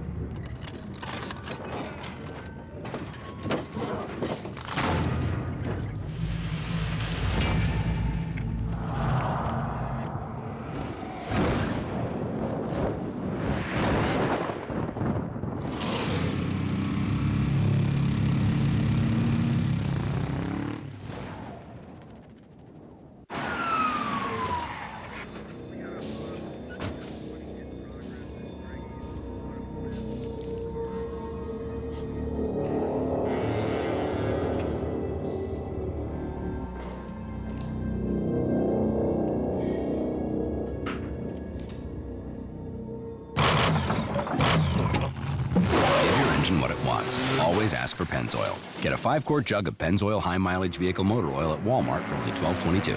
It was known as the Tour of Chaos. This year, who'll get it back on track? Aleksandr Vinokurov, the most dangerous, determined, aggressive, and holding a grudge. Alejandro Valverde has all the tools to win it, if he can finish. Dennis Menchov, a good rider needs a great team, and he's got one of the best. Levi Leipheimer, new style, new team, and visions of a 9th straight American victory.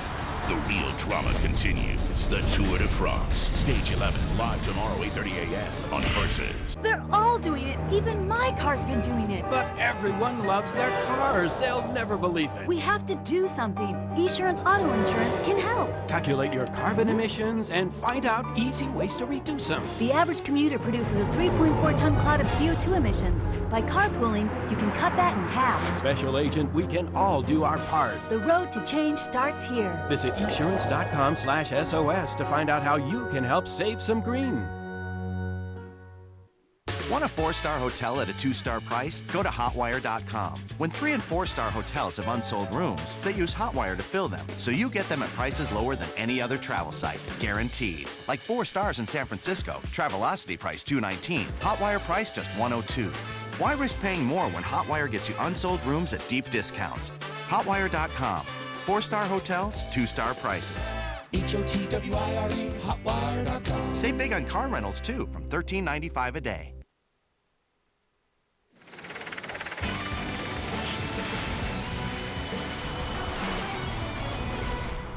Welcome back. This is the beautiful city of Marseille. This is the old port, and this is where all the expensive boats are here.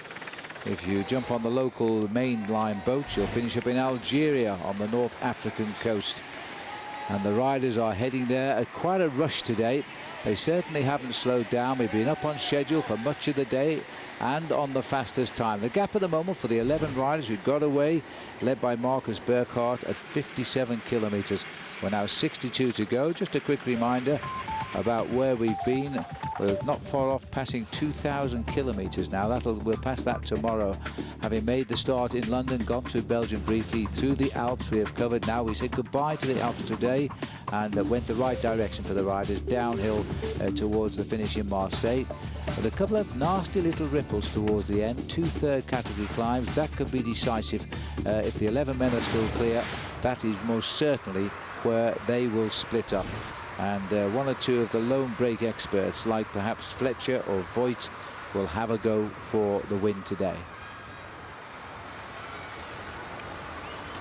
It's a painful way to get a lead, Paul, but that second by second they are nudging it out to almost 11 minutes again at 61 kilometers to go. There's a lot of these tricky descents in this area. The roads are, as they say, very sinuous. Very sinuous and also very sticky, because with this heat that's coming out here, we're looking at 37 degrees Celsius, 98.5 degrees Fahrenheit. The tar in these roads actually begins to melt and makes it very sticky when you're riding along, and it makes it just that little bit more difficult for the bike to get any rolling advantage. So it'll be a busy time back in the team cars with all the team managers, especially the CSC team, handing out water bottles at the back of the peloton. How many litres do you reckon they're going to go through today, Paul? Between 5 and 7 litres is the amount that these riders will get through. That's only the drinking amount that they will take on board. As we can see here, in fact, strangely enough, a lot of the CSC riders are nurtured at the back end of the main field. And I find that a bit of a surprise, but they've still got the big chance for their man, Carlos Sastre, in the Pyrenees. Yeah, absolutely. Let's have a look at the back of the field here. These are the Predictor Lotto team, of which the dedicated sprinter now is Freddie Rodriguez, since we've lost Robbie McEwen, who never found the power in his leg. He had a problem with his leg after that problem that we had when he crashed on the road to Canterbury, and then got up and won the stage. And here come the bottle carriers from Team CSC, all the jersey. They must have 3 riders went through there. They must have had about 15 litres of water between them. Well, it's very important on a day like this. In fact, the teams use a little mark on the bottles, because not only do they take on board bottles of water, but they also take on board electrolytic drinks as well to keep them topped up with the right amount of minerals and energy. And the worst thing you can ever do is get those bottles mixed up, because if you get those bottles mixed up, in fact, what you will see happening is you can pour the electrolytic drink down your shirt, and that's not very pleasant and rather sticky. Oh, it'd be horrible. Can't imagine what would happen when you got to the finish. High average speed today. The boys have been racing well at 43 kilometers an hour, just under 27 miles an hour is the speed they're currently averaging, which is putting us just inside the fastest expected time in Marseille now. They were well up on it in the first hour when the breakaways were trying to establish. Jelle Karlström's heartbeat, by the way, is another one for you. As they're riding along officially just now at 50 kilometers an hour, he's beating around 163. Alessandro Valverde. Well, put a smile on there, but he wasn't looking very happy when the camera came up alongside him. This is the man who is in second place in the overall classification. 2 minutes and 35 seconds behind Michael Rasmussen, but he's actually currently doing the best of the rest. I suppose as we're charging down here into Marseille, Phil, it's not a bad day to come up with a story of when Eddy Merckx had actually lost the overall lead in the Tour de France in 1971 on the race up to Orcières-les-Merlettes. It was taken away from him by one Luis Ocaña. Yes. And Merckx was so annoyed the next day. It was a downhill start to the race. He went from the gun, and they raced so hard with Luis Ocaña in a group behind at 2.5 minutes that when they got down into the city of Marseille, they were an hour and a quarter ahead of the scheduled time, and they hadn't actually put up the finishing banners. And because of that reason, Marseille never invited the Tour de France back until 1989, and that was on Bastille Day, and there was a French winner by the name of Vincent Barteau, who we knew very well. Well, I think they blamed Eddie for a lot of things, but I've never heard him be blamed for an early finish of a stage of the Tour de France before. Back to 1971, you say that was, Paul? Yep. Long time ago. The winner on the stage, by the way, was Armonti. Of course it was.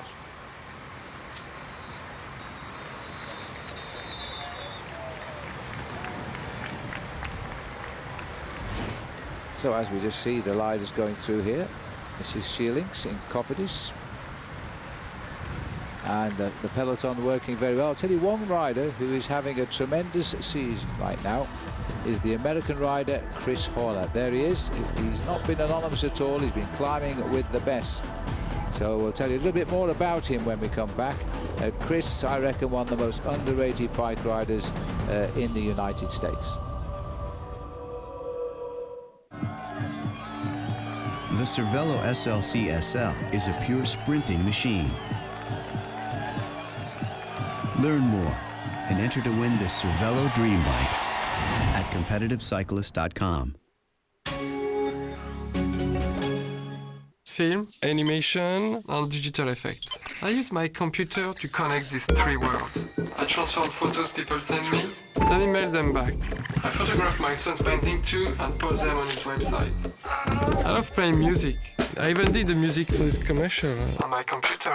I dream a lot, but I'm not a very good sleeper. HP Pavilion DV9000T with Intel Centrino Duo mobile technology. Introducing Accelerate with Protein. Proven to increase endurance up to 29% over your old sports drink. So while others fade, you can stay strong. Don't fade. Accelerate. The first week of the tour is hectic. There's guys crashing all around you in dangerous corners. It's scary at times, but it's important to just stay focused.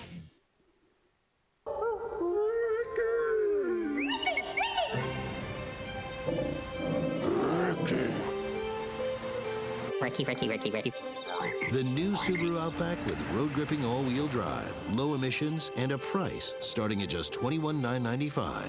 So anyone hearing the call of the wild can answer.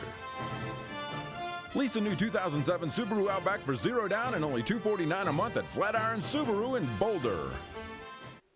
While other kids were playing games, Jenny was building sandcastles. No one thought she'd ever live in one, except for Jenny.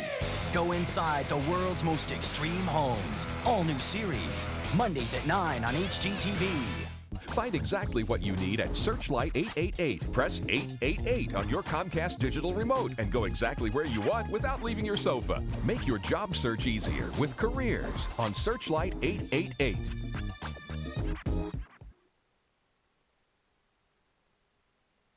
Scientific, it can be a chess match, or it can be a brutal, quick knockout that nobody ever expected it.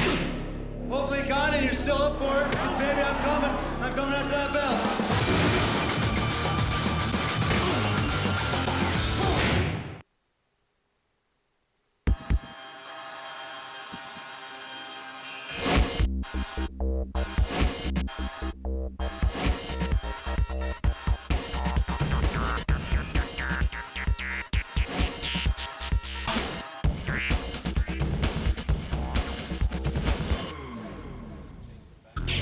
Welcome back. Yes, these are where all the Americans stand at the moment in the Tour de France. Levi Leipheimer sits in 9th, 3:53 behind Rasmussen. Chris Horner there in 25th place for Predictor Lotto. Hincapie in 39th. Christian van der Velde, I think, riding his finest ever tour, sits 47th. Freddie Rodriguez, the sprinter for Lotto, now 134. And Dave Zabriskie, a little bit misunderstanding about Dave, because I'm not sure why he's in the 170th, because I think he was climbing better than ever when he came into this tour. Well, there's the race down there at the moment, 10:48. It's a painful exercise to try and catch up with 11 minutes, but they're second by second. They're prizing it out of the peloton. More importantly, they're getting pretty close to the finish now, just around 34 miles to go. Two nasty little climbs just before they plunge down into the city of Marseille. We finished not far off the beach at the old town end of Marseille by the old ports. And it will look very welcoming when they see the shimmering waters of the Mediterranean. Well, there's the long peloton, all being led, of course, by Rabobank. Predictor Lotto sitting at the back at the moment. That's Chris Horner's team. Yesterday we saw Chris riding high with the climbers. Well, let's learn a little bit more about Chris Horner now. Horner has done the time trial of his life. Horner's in. This is going to be a well-deserved win, and can you believe it? This will be a remarkable victory for him.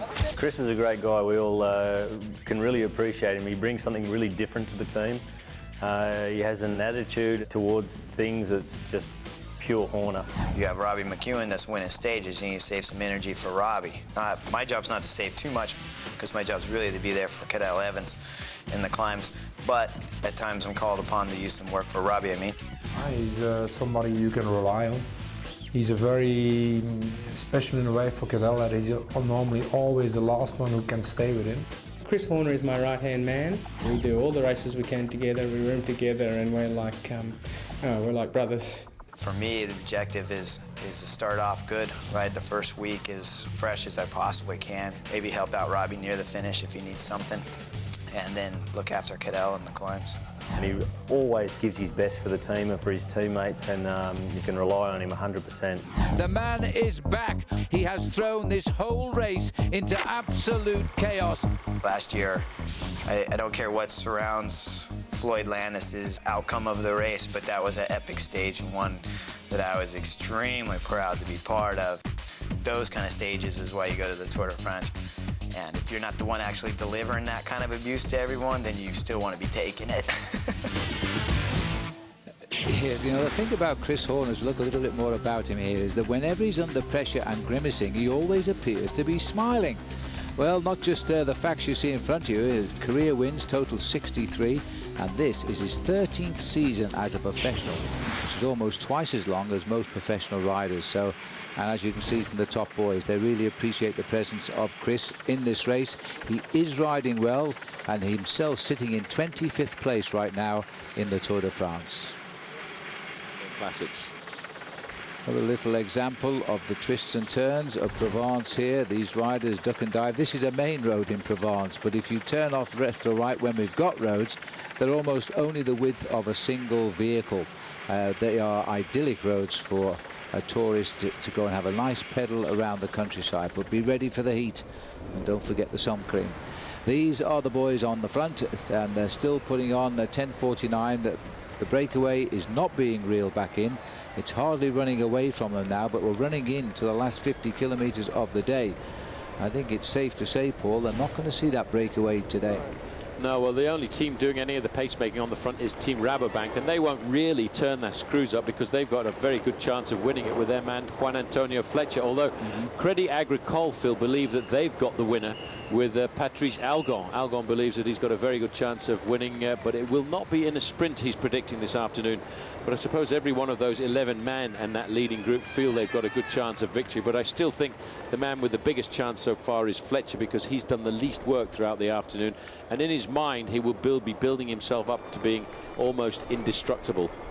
Now here's the artist to been at work again. I'm not sure what this is to pull away. It could be a motorbike with wings, I suppose. But it looks pretty nice, whatever it is. And the big cheers from the school children as the leaders go through, all 11 of them. 10 minutes and 44 seconds. The gap sitting at the back, the man that started it. And for a while, he had to ride the first 15 kilometers on his own before the other 10 reached him, Marcus Berghout. I would think, in view of the weather conditions, he was pretty relieved when he saw 10 riders join him, because it was going to be an awful long ride on his own. Well, as we watch here now, the workhorse Jens Voigt, keep the pressure on. Juan Fletcher taking a drink. Let me remind you of the Saab Watch and Win sweepstakes.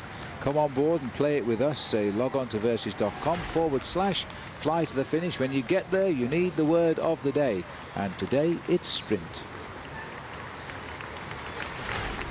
There's all those deep-rimmed wheels that Frankie Andrea was telling us about in action today for speed. This is Bassoni of Lampre, followed through by the man I think we should watch out for, Grifko of Milram. He'll try to go with any moves that come late. As we peer through the trees here and this beautiful area, we're heading in towards the department of the Var now. This is life at the finish, getting a bit crowded now. The caravan is in and the race is coming pretty soon. If you've got an ATV or even a lawn tractor with overgrown land to clear, you just lucked out. The new tow behind DR Field and Brush Mower can get that heavy-duty mowing done while you ride.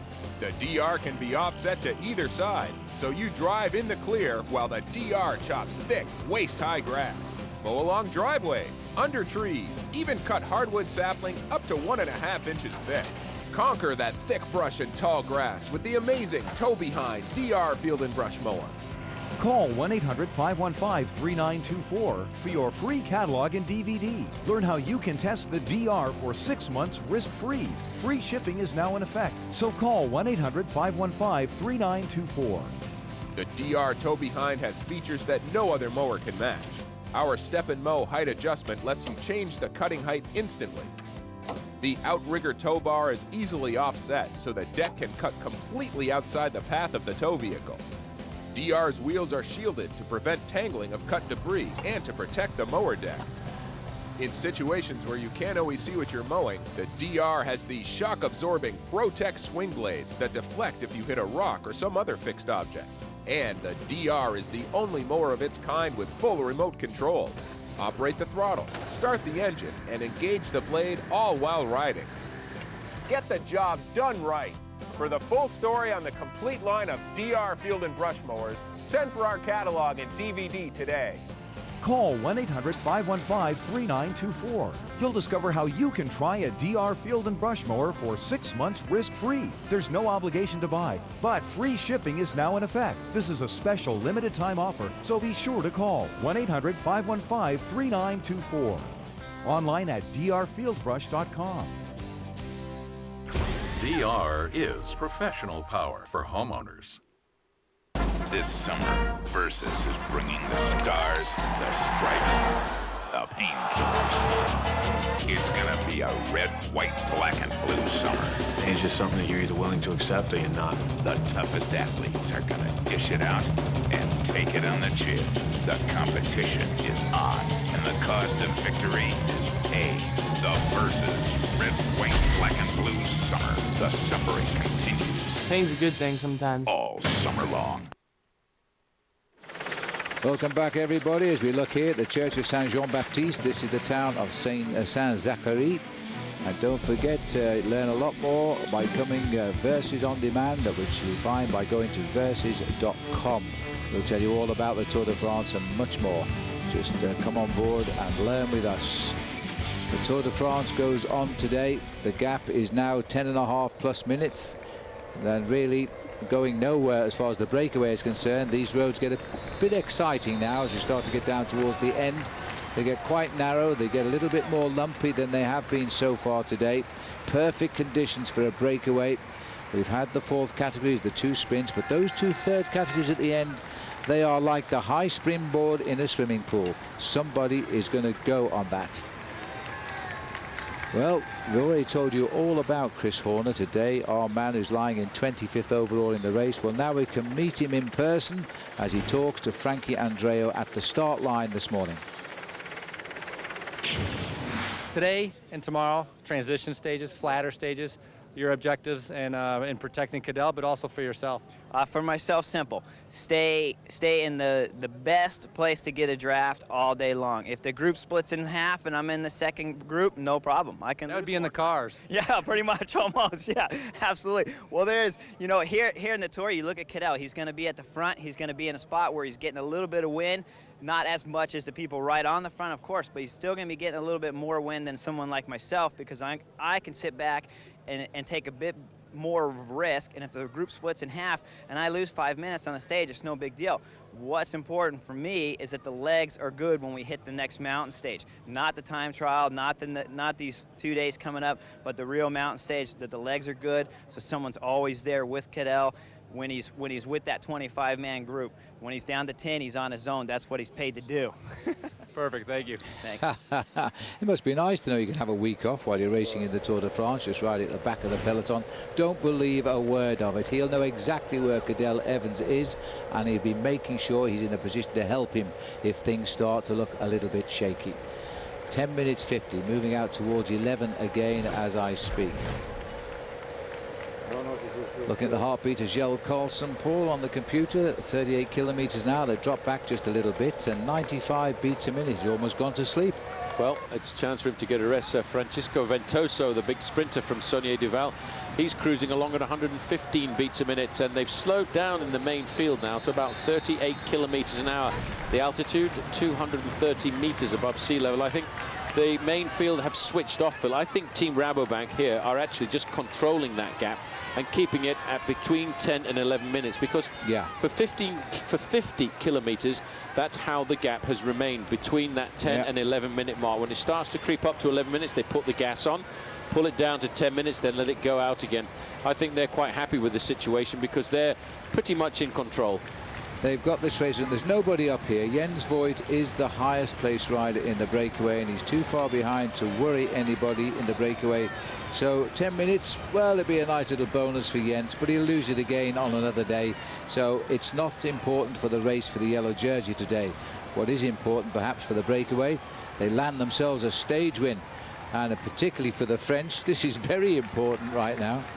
Hugely important for the French, because a lot of other nations have had stage victories so far, and for them, they're looking to open up their bank account for the first time. This is the extremity of Provence. The most famous part of Provence is much further over towards Nice, towards Saint-Tropez and those famous names. But here, this is really very much a Provençal view, and there's a lot of English people come down to settle in this part of the world. Team Quickstep, by the way, just out of interest, have moved up to the front end of the main field, because even though, Phil, there are 11 riders off the front, there are still points for the first 25. That's quite right. It'll be a big sprint, whatever happens. I must say that if you think about it, a 10-minute gain by Jens Voigt today, he would only climb up 6 places. Now they're handing out the one after another. Bottles are going out. This is the team manager of Jens Voigt, by the way, Kim Anderson. And this is Fabian Cancellara, who is collecting all the bottles. The yellow jersey of the first week is now the man to go and take all the water up to the boys, like he said he would do once he lost that yellow jersey. The super domestic of CSC. And they're talking in German to Jens, who speaks English and German, as well as his native Danish, of course. But I can't see the rider's face. But he takes his bottles anyway. Oh, it's still Fabian Cancellara. How many more can he take on board here? As he puts a few more down. He's in no hurry to go back. Now, come on, those waters will be so warm when you get back, the boys will reject them, and then you'll have to go back and get some more. Incredible heat today. Not unexpected here, but still very, very hot indeed. Well, this is the man who led the tour for the first week, and now he's moving up the line. Mario Ertz dropping back just for a moment or two as well. As we look out across the vineyards here, beautiful, beautiful scenery as we're in the Bouches-du-Rhône department of France right now, as the peloton is rapidly trying to get down to the finish. Despite the fact they've got a retard today of 10 minutes, they are still racing very fast indeed. We'll take another break and rejoin us.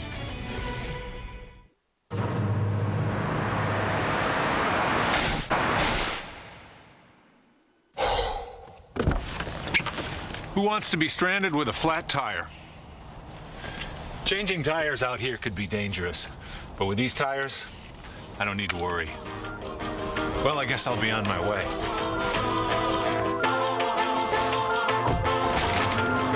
Bridgestone, run flat tires. Bridgestone. Blockbuster Total Access. Like Netflix, you get unlimited movies straight to your mailbox. I got a movie. I can't wait to see that movie about the Queen. You mean this movie? My Place in a Few? Sure. But with Blockbuster Total Access, you can do something you can't do with Netflix. Exchange your movies for new ones right in the store. No extra charge, just in case you need them. Hi. Movies through the mail plus movies through the store. One low price. That's Blockbuster Total Access. Get a free trial at your Blockbuster store or blockbuster.com.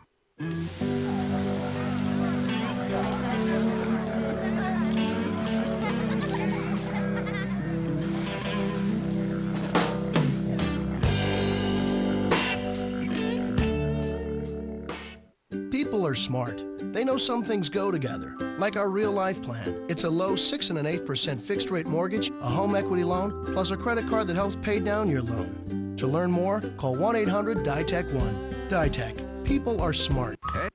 Look, honey, Rock Bottom's Backyard Barbecue, and they're tapping that beer you love, American Dream Ale.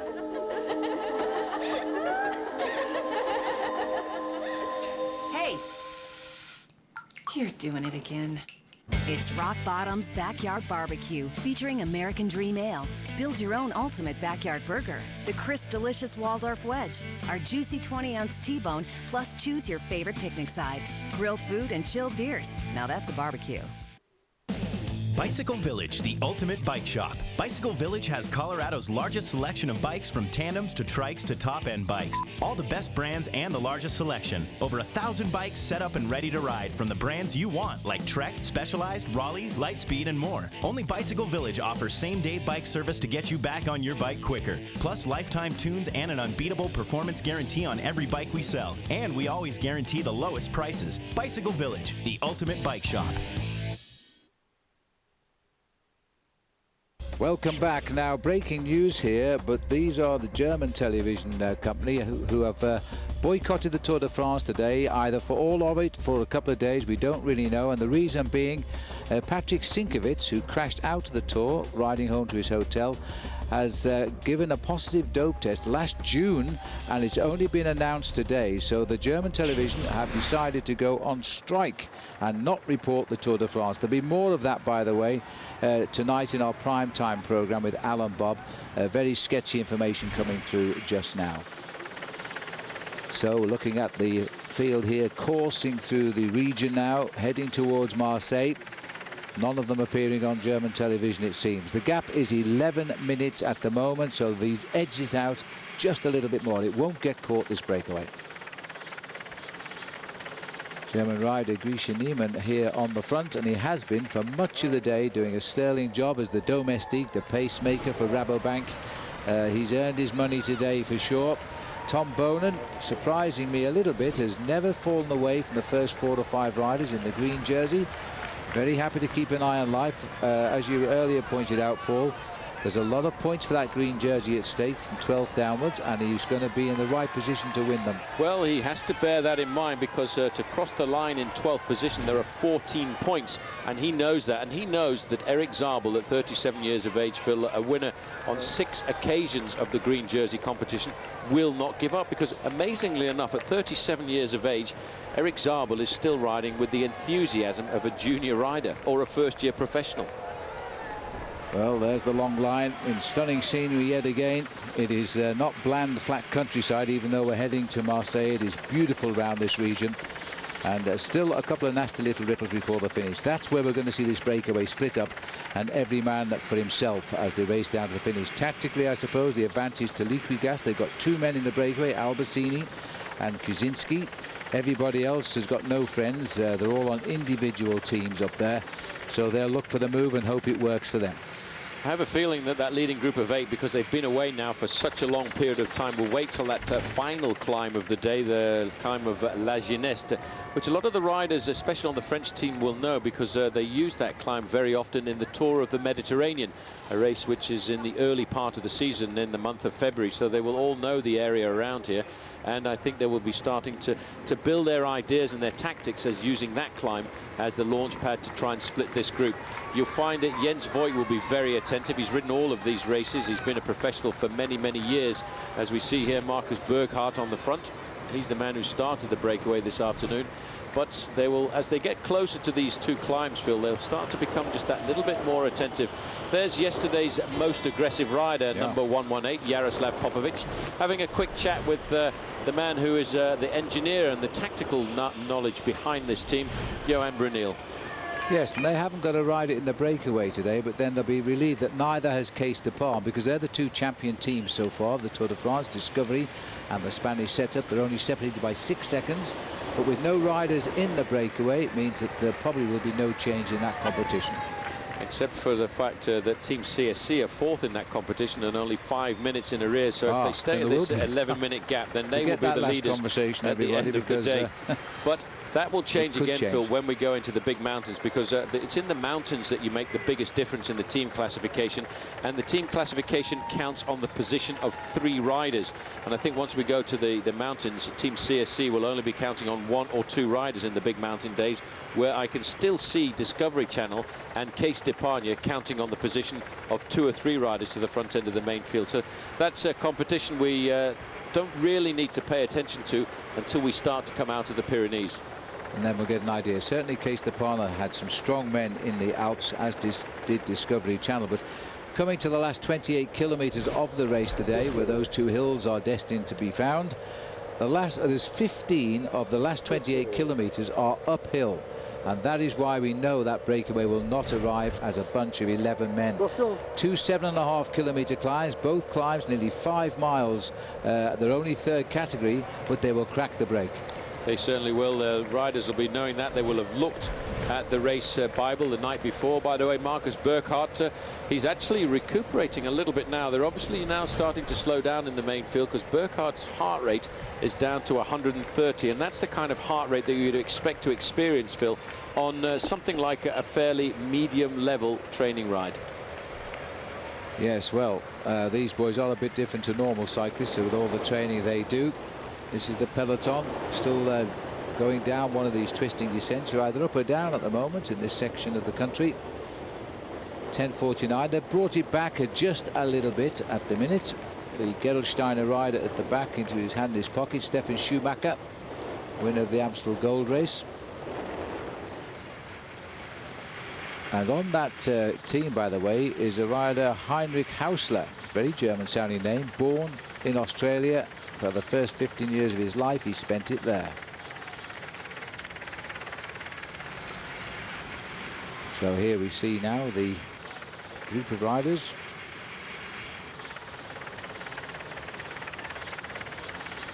Just looking at Marcus Burkhardt, the rider at the start of the break, had a very good race today. Marcus, now he's got to finish it off with a win. After all, it was his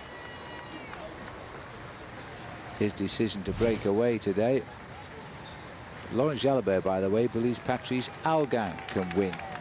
Now, tomorrow, it really is flat tomorrow, and it should see a return of what sprinters are left in the Tour de France. Boonen, Zabel, not McEwen, but Hunter or Hushoft. They'll be the names we'll be looking at tomorrow, I think. We'll be with you, as always, 8:30 a.m. Eastern Time for Stage 11 as we leave Marseille and head down to an even hotter place, Montpellier. And totally flat for the riders tomorrow, and I bet you Boonen won't like a breakaway going tomorrow. You can enjoy it with us from 8:30 a.m. Eastern Time. As the riders continue through here, the heat continues to cause shimmers on the road here in Marseille. Just look at that. And we're pushing now just under 100 degrees. So we expect the heat down here, and it's not letting us down, believe me. There's so little wind, the flag's just give an occasional kick, and that's why it is so hot. There we are, just outside the beautiful city of Marseille. You can do everything in this city. You can go shopping, there's industry, you can go down to the beach, or you can go and scuba dive. That's the Tour de France for you. When my doctor told me my high blood pressure may have led to my erectile dysfunction, I was surprised. But then he said there was something I could do. When I found out my diabetes could have led to my ED, I learned there was help. My doctor told me about Levitra. Levitra is clinically proven to work for men with ED, even those with high blood pressure or diabetes. Levitra is only for men healthy enough for sexual activity. If you have heart problems or are on alpha blocker therapy, talk to your doctor before taking Levitra. Do not take Levitra if you take nitrates for chest pains, as this may cause an unsafe drop in blood pressure. Side effects may include headache, flushing and stuffy or runny nose. To avoid long-term injury, seek immediate medical help if you experience an erection lasting longer than 4 hours. If you have any sudden decrease in vision, stop taking Levitra and call your doctor right away. Doctors know Levitra helps treat ED, even in men with high blood pressure. And in men with diabetes. Over 1 million men just like me have already taken Levitra. You should talk to your doctor about Levitra. The more you know about ED, the more you'll want to know about Levitra.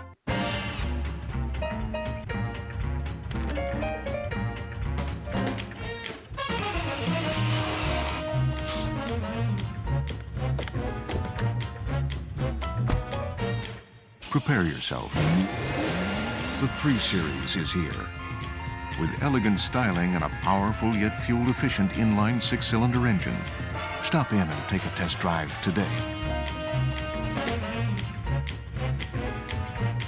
189 of the world's greatest cyclists are coming to France for one reason. He's still got fight in him. To sprint, climb, sweat, bleed, fight to be the one pure champion. The real drama continues. The Tour de France, Stage 11, live tomorrow, 8:30 a.m. on Versus. World Team Tennis on Versus. This week, the new champ of Wimbledon, Venus Williams, leads the Freedoms to Wrangell Houston.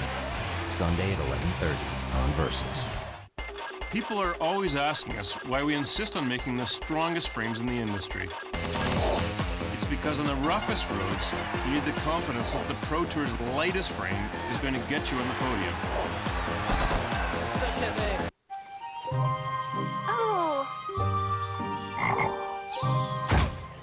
You're no rich prince. Sorry. Rich Prince rewards begin at 2 kisses. To qualify, eligible. Additionally, the magic spell reserves the right to lock out the primary kiss giver from any and all. Kisses expire 6 seconds from date of pucker. All kisses are non-transferable. Is this how your cash rewards card treats you? Introducing No Hassle Cash Rewards. Earn cash on every purchase everywhere, plus a 25% annual bonus. Yeah, okay. But you're just 1 kiss away. What's in your wallet? This painting season, you've got a lot of stuff to paint, but not a lot of time. The Wagner Power Painter with innovative lock-and-go cartridges lets you go from staining to painting in a snap. Wagner, paint fast, paint smart.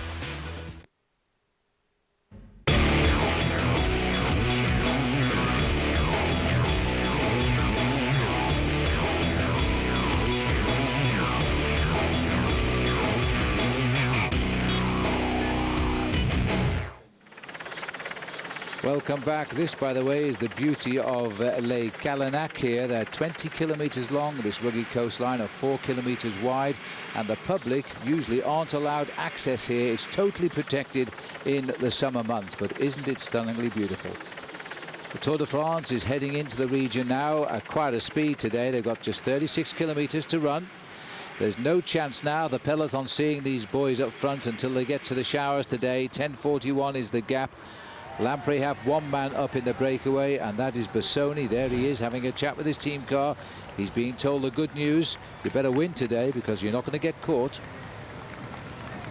These 11 riders are still working away. There's a few Italians in the breakaway here. Bassoni there just talking to Michael Albassini, who's actually Swiss. And number 55, Juan Antonio Fletcher. He's a Spanish rider on the Dutch Rabobank team. Very international breakaway today. There's a handful of French riders here, and it's down to them to try and win the day. Well, Laurent Jalabert believes the man in the green shorts there, Patrice Algon, is a rider who's got the best legs. But to do that, he's going to have to outfox the man in orange there, Juan Antonio Fletcher, who is a class bike rider. And he's going to have to outfox Jens Voigt, who is a tough bike rider. Jens Voigt is the man that many of the team managers saying is the man to watch out for here this afternoon. Because even if Jens is not one of the great climbers, he's a tough character. And even if he's put into difficulty, he will always fight his way back into this race, and he won't want to lose this. He's the most difficult man to beat because he simply never gives up trying. And the minute he senses that somebody is tired, he'll go again. And he appears then he's totally shattered, neutralizes everything, and he goes again. He's the most annoying cyclist to beat in a bike race. But the best bike rider, I think, to commentate on, because he is so aggressive. Yeah. He's got that incredible style that emanates aggression. It looks like he's trying and fighting not only with himself and his bike, but everybody else in the breakaway. These climbs that we're looking at here, by the way, these Kalanak, they're called, they're all the way along the coastline in this part of France. They go right the way from here into the city of Marseille, and they are an absolute must for mountain climbers. And in fact, there are 1 or 2 areas where you can hike up there, and I think I'd go for the hiking rather than the climbing myself. Yeah, but these days, although a 12-mile stretch of them, they close it to the summer now to the public because of erosion.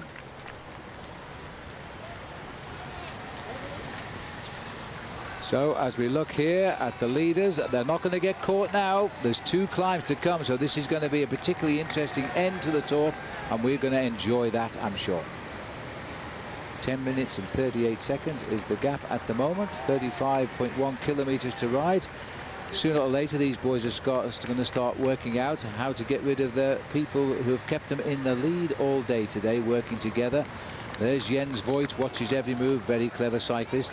He's actually chairman of the professional cyclist committee. He sort of represents the cyclists at all of the meetings around the world. Then he gets on his bike and tries to beat them. It's pretty good, isn't it? As Jens Voigt on the far side in the green, Patrice Algon flying the flag for France. Perfect for him. He is a good climber on the small hills.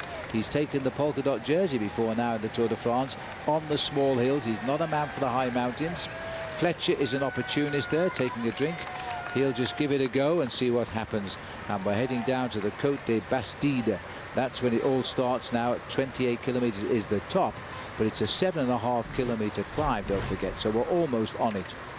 Yeah, it's a very difficult climb, as I said earlier. Most of these riders will know these climbs in this part of the world because they will have participated in them in the Tour of the Mediterranean. They're not really massive climbs, though, Phil. They're both climbs around about 7.5 kilometers in length, but they're only averaging 3% in gradient. The last one, the Jeunesse climb, which climbs out of Cassis, is steep to begin with, and to me that would be the ideal place to make the move to try and get away from this group of riders. Everybody now, they've been friends sort of throughout the afternoon. They've formed an alliance to build up this lead that they've got of 10.5 minutes currently, but now all that friendship is about to disappear, and they're all waiting. They're all now starting to get a little bit nervous. Who's going to be the first man to make the move? And they want to be in the right position when they start to make that early move, because if you get caught at the back and you get caught in the second half of the split, you've wasted completely all of the pacemaking you've done throughout the day. Well, they're on the climb, and as you say, Paul, pretty shallow gradient at the moment. 10 minutes 33, 34 kilometers to go. Fast tempo riding. Which one of these is going to tell us the way to the finish? Well, one man could be Jens Voigt. Let me just see if we can show you what happened at last time when he won a stage a year ago in the Tour de France. This is Jens Voigt here now, and it was a long, hot ride, but he had on his back wheel there the Spanish rider Oscar Pereiro. And Pereiro, I thought, was about to jump over the top of him. Remember, they've been in a breakaway here that gained almost 30 minutes, but Jens Voigt finished it off, and he did that by attack after attack in the run-in to the line. And Jens might do it again today. Never happier than when he's winning, Jens Voigt. He simply loves his cycling, a man that's converted his hobby into his career and still treats it like his hobby. These are the riders from Rabobank. Michael Bogart, the big boy, through the picture there we can see the yellow jersey. I'm not sure that Rasmussen enjoys these long hot days. He always looks a little bit in distress, but then he's not losing any ground, so he can't be that bad, can he? Still a lot of work being done here. Albacini from Liquigas, and then comes the rider from Milram here, which is Grifko. It's good tempo riding. They've got to keep a fast tempo here, otherwise they won't break them at all. It looks though Liquigas are prepared to use only one man at the moment, Paul, as he swings off. Voigt comes through. They're still going pretty regular, just helping one another just for the moment. Sandy Cassar, another Frenchman in the breakaway, who might be able to move away from the field here. Kaczynski from Liquigas, then comes Algon in the green. Cedric Vasseur, it's interesting, but the French are paying pretty close attention to the situation. Well, I tell you what, you can just see, you can almost feel that everybody's now getting nervous. This has been a big chance of getting in the big breakaway, the first breakaway really of the Tour that's going to succeed on the flatter stages. They're 5 kilometers now away from the summit of the Col de la Bastide, and they're all waiting for that first move. I don't think the first move will be made until we get to the next climb, and it'll be the first couple of kilometers of the next climb, climbing out of the climb of the town of Cassis. Well, these riders, don't forget, by the time they get home, the least of them will have been in the lead for 151 kilometers, which is almost 100 miles. For Marcus Berghout in the mauve jersey over to the left there, he started the action, so he will have spent a lot more than that in the lead, about 170 odd kilometers for him up front today. Jens Voigt keeping the pressure on, trying to make a tempo that might crack any weaker riders. He's done his bit, swings off. Change of direction for the race, always a bad sign. It usually means the pace and the hill goes up a little bit steeper. 10:26, so the breakaway also going pretty well now, but remember, they haven't started the climb yet. Yeah, but the idea with Jens Voigt moving to the front there, it's always a pretty good idea, Phil, to actually set the tempo, because it discourages attacks, and I'm sure that's what Jens Voigt was thinking about. 11 riders are on the penultimate climb of the day now of Les Bastides. They've got about 5 kilometers to climb to the top of it. Tempo is clearly up, and now they're not trusting each other. And that, I think, is what we expected, Paul. Look at this. Now you can see they're swinging around. They now know at this point in the game that they've got a very good chance of coming up with the victory. And they're all now backing off a fraction. You see everyone's looking over their shoulders. That's a sign of a nervousness. they need to maybe pay attention to Kushinsky, the rider from Team Liquigas, because earlier on in this year he actually won 3 stages of a race in Russia, the 5 Rings of Moscow, and he won the overall classification. So he's got a fair good turn of speed when it comes down to the end of a race like this. He's a rider we don't know an awful lot about, except for the fact that those are some of his major wins, although he did win a big under-23 event last year in Russia as well, down towards the end of the season. A newer professional, but certainly looking for the victory here this afternoon, and he's got the tactical advantage, Phil, of having a teammate with him. Exactly. Look at this on the outside. This is it. He has to open up the attacks, doesn't he? This is Jens Voigt now to see just who is game for the finish. Look at this. Well, Jens obviously decided he wasn't going to wait for the next climb of the day. He could feel the impetus coming out of the breakaway, knew that everyone was a little bit worried. He dived up through the inside there, Phil, to actually take advantage of, for a fraction, of the slipstream of the motorbike. He caught the motorbike unawares, and look at the panic in the group behind him. And Vasseur is there, Burkhardt is there, and so, well, everybody's slowly clawing their way back. Well, Fletcher's desperately trying to claw it back, because that's the sort of thing Fletcher would have done. He's clawed his way back. He's pulled them all more or less into it. That was just the hors d'oeuvre, I think, from Jens Voigt, as he just tested to see the strength of the riders. He'll be a bit disappointed to see he hasn't dropped anybody, but they've all come back here. Now he'll sit up. He's back on the pedals and wait to see who's going to come through on him. Burkhardt, I think, is not ready to come through on him now.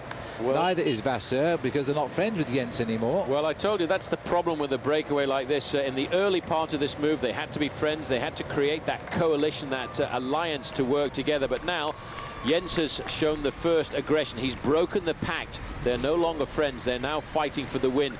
31 kilometers to go, still got 10 minutes. They don't have to worry about the time, because these guys are not going to win the Tour de France, but they want to win a stage of the Tour de France, and that's why Jens Voigt went out there in such an aggressive manner. Jens is now being forced to lead the pace here, because they won't come by him. And the 2 Liquigas riders, Kuzinski, and the other rider behind him is Albacini. Sat at the back is Cedric Vasseur, keeping an eye on the rider in orange. If there was one rider in this breakaway I would not trust, it's the rider in orange, Fletcher. You wouldn't trust him? Well, you know what I mean. He might attack any minute. Yeah, I know exactly what you mean. He's the most dangerous rider in that breakaway, and everybody knows that, including this man, Jens Voigt. Jens really wanted to blow it away. The main field now on the same climb as well, and that's not a lot of fun after a long time in the saddle. 8 kilometers to the summit for the main field.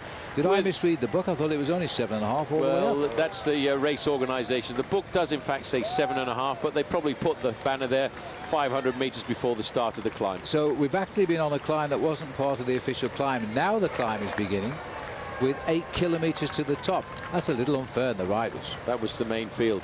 Ah, I feel better now. Good. These guys are about 2 kilometers from the summit of the climb as we look at them, and you can see now this is Grivko moving up to the front. Might be nice for them to get a victory here. Team Milram just sitting at the back here. That is Fletcher on the right-hand side.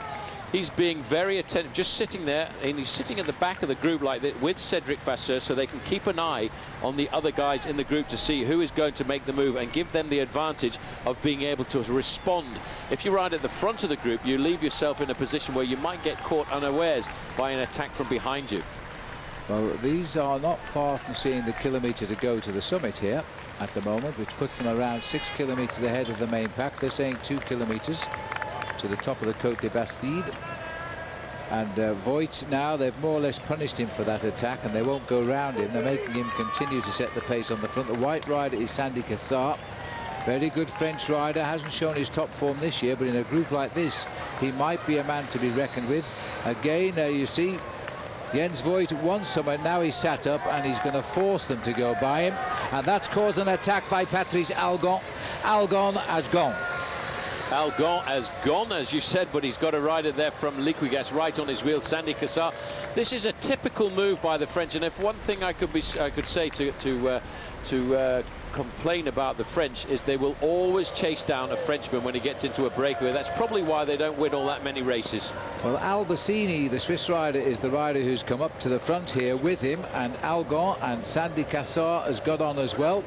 And now comes the counter moves from the group. Bassoni is trying to go across, followed by the other man from Liquigas, Kuzinski. And the man making the big effort as well was your man in the orange jersey, Juan Antonio Fletcher. He knows that it's important to get himself across there, but these guys have got themselves a serious gap already, and Algon realizes a chance of winning for 3 riders is a lot better than winning from a group of 11.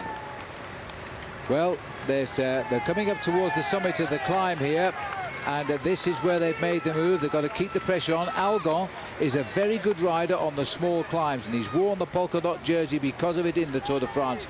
And the riders behind, I'm not so sure whether Fletcher's got it today. He's going to have a go now. He's going to try and reach that group at 1 kilometre to the summit. Well, it's important for him. It looks like Jens Voigt has gone off the front and he's split away too. There's a panic on board, I think, the 11-man express here this afternoon because of that big acceleration. We're looking at about 1 kilometre to go to the summit of the climb, and the big casualty in this acceleration is Andrei Grivko here. He's really suffering. There's the split, and Fletcher has actually been completely and utterly caught out. Now his staff Shearling's trying to pull them back into the fold, and Cassar here is really having a spot of bother, and you can see how difficult it is because Berghart's heart rate, Phil, had popped up to 179 beats a minute. I'm not surprised. 3/4 of a kilometre to get to the top of the Bastide. This is Sandy Cassar. The public just recognised him and shouted his name. He's a man of the region, I think, Paul, Sandy Cassar, as he now closes down here on the back of Albacini. Patrice Algon, the tip of Laurent Jalabert, the former king of the mountains of the Tour de France today, to win the stage. And he might well do that because he's carrying the pressure of France. No stage wins yet, and we're on, in effect, the 11th day of the race. Well, this was a little bit sad there for our man Juan Antonio Fletcher. He'd done the least work in the breakaway, but when that acceleration came, he certainly didn't have the ability to respond. This should be the group with Jens Voigt in it, and there he is over on the right-hand side. He was the man who started all of the aggression. Sitting there nice and comfortably is Cedric Vasseur. The little flick of the arm there by Marcus Berghardt said, come through, let's keep the pressure on. We've still got a chance of saving a stage here in the Tour. Over the summit of the climb then, it's going to be first place there for Algon. He's not worried about the points really, followed by Albacini, followed by Cassar. And those 3 now have made the serious move, and as Jens Voigt goes off, he's going to try and nail them back before the next climb. Well, the ever-aggressive Jens Voigt refuses to take this line down. He needed time to recover from his earlier attack by himself. Algon, Albacini, Cassar over the top. Jens Voigt actually got a point in the King of the Mountains there because it's a 3rd category climb. Doesn't matter to him. But he's worn the polka dot jersey for the day before now in the King of the Mountains over hills like this. Now it's a free-for-all down here now, and they've all got to help each other. There's no way they can dodge. You see that dangerous bottle lying in the road again? The riders clip that, they'll go down for sure. Well, Algon is hurting badly looking at his face, but he's going to give it another drive here. They can't relax now because they know that they're chasing behind. The split is on. 10 minutes, 22 seconds. Forget the peloton today, although we're going to have a good sprint for what will be for 12th place in the race today. But the question still must be posed, who's going to win the stage? And at the moment, it's France versus the rest. We'll take a break.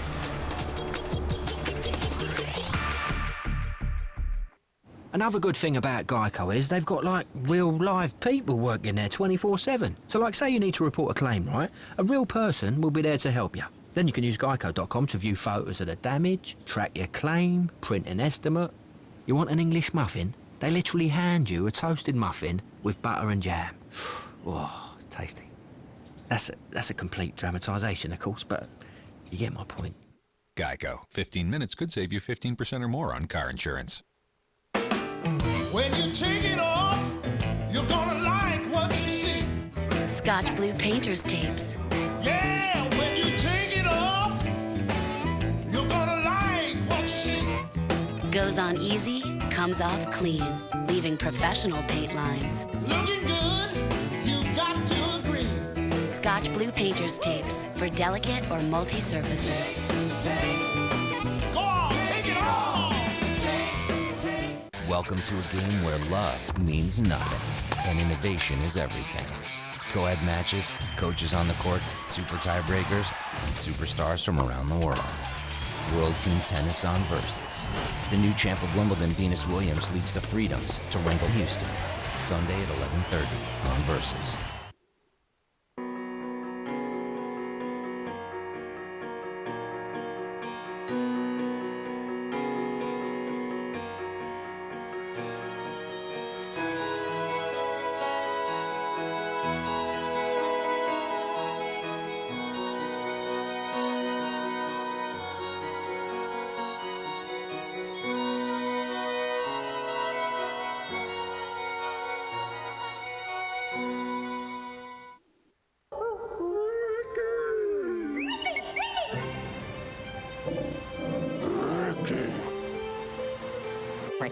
Ricky.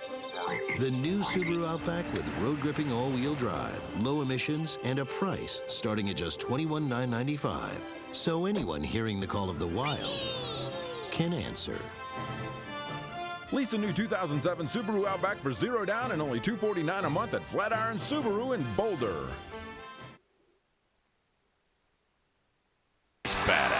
All new episodes of the original series Tap Out, Wednesdays beginning August 1st on Versus.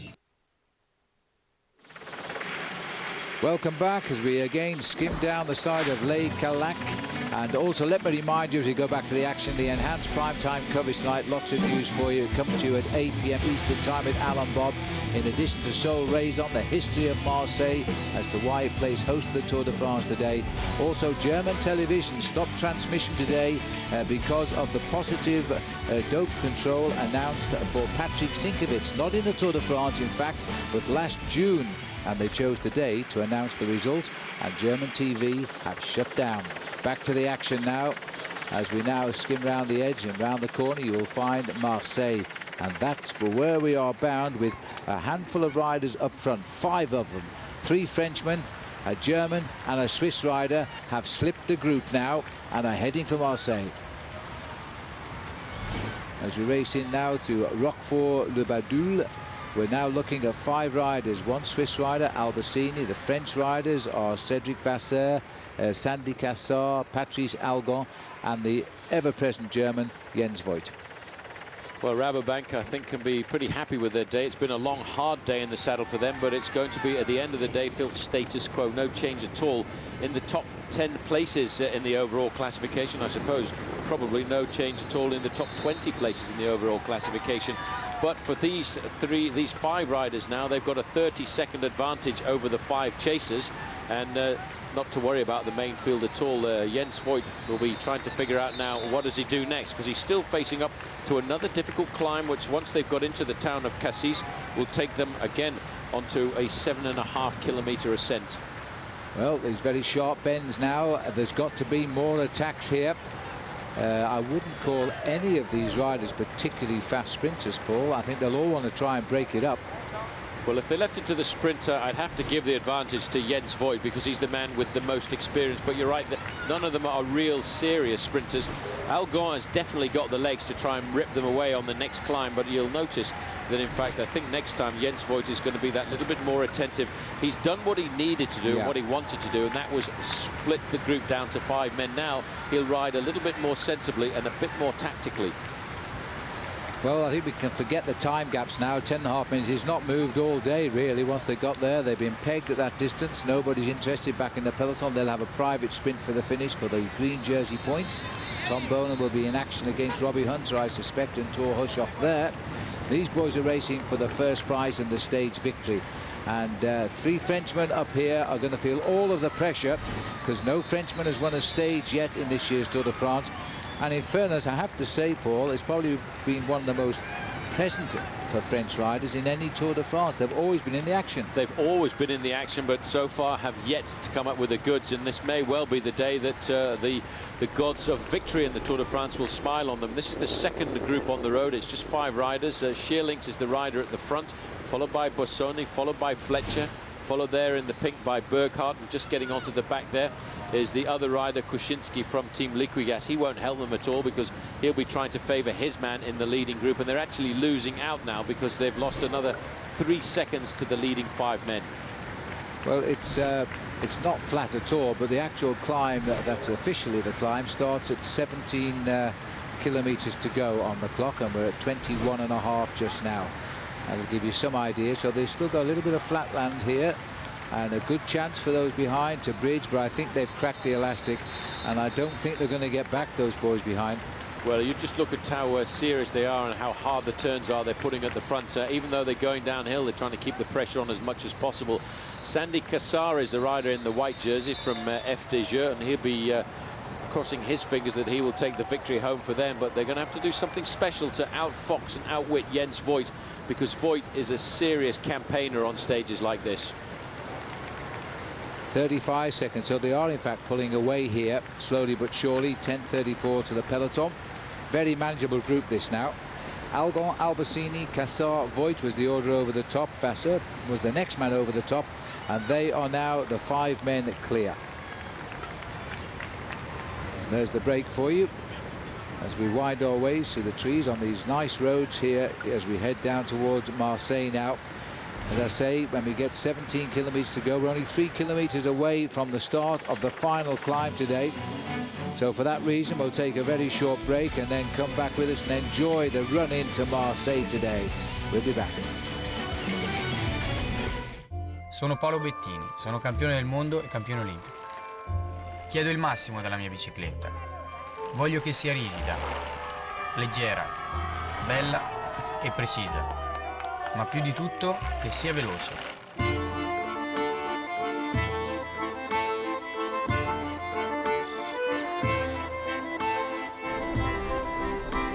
Questa è la mia bicicletta. I am Specialized.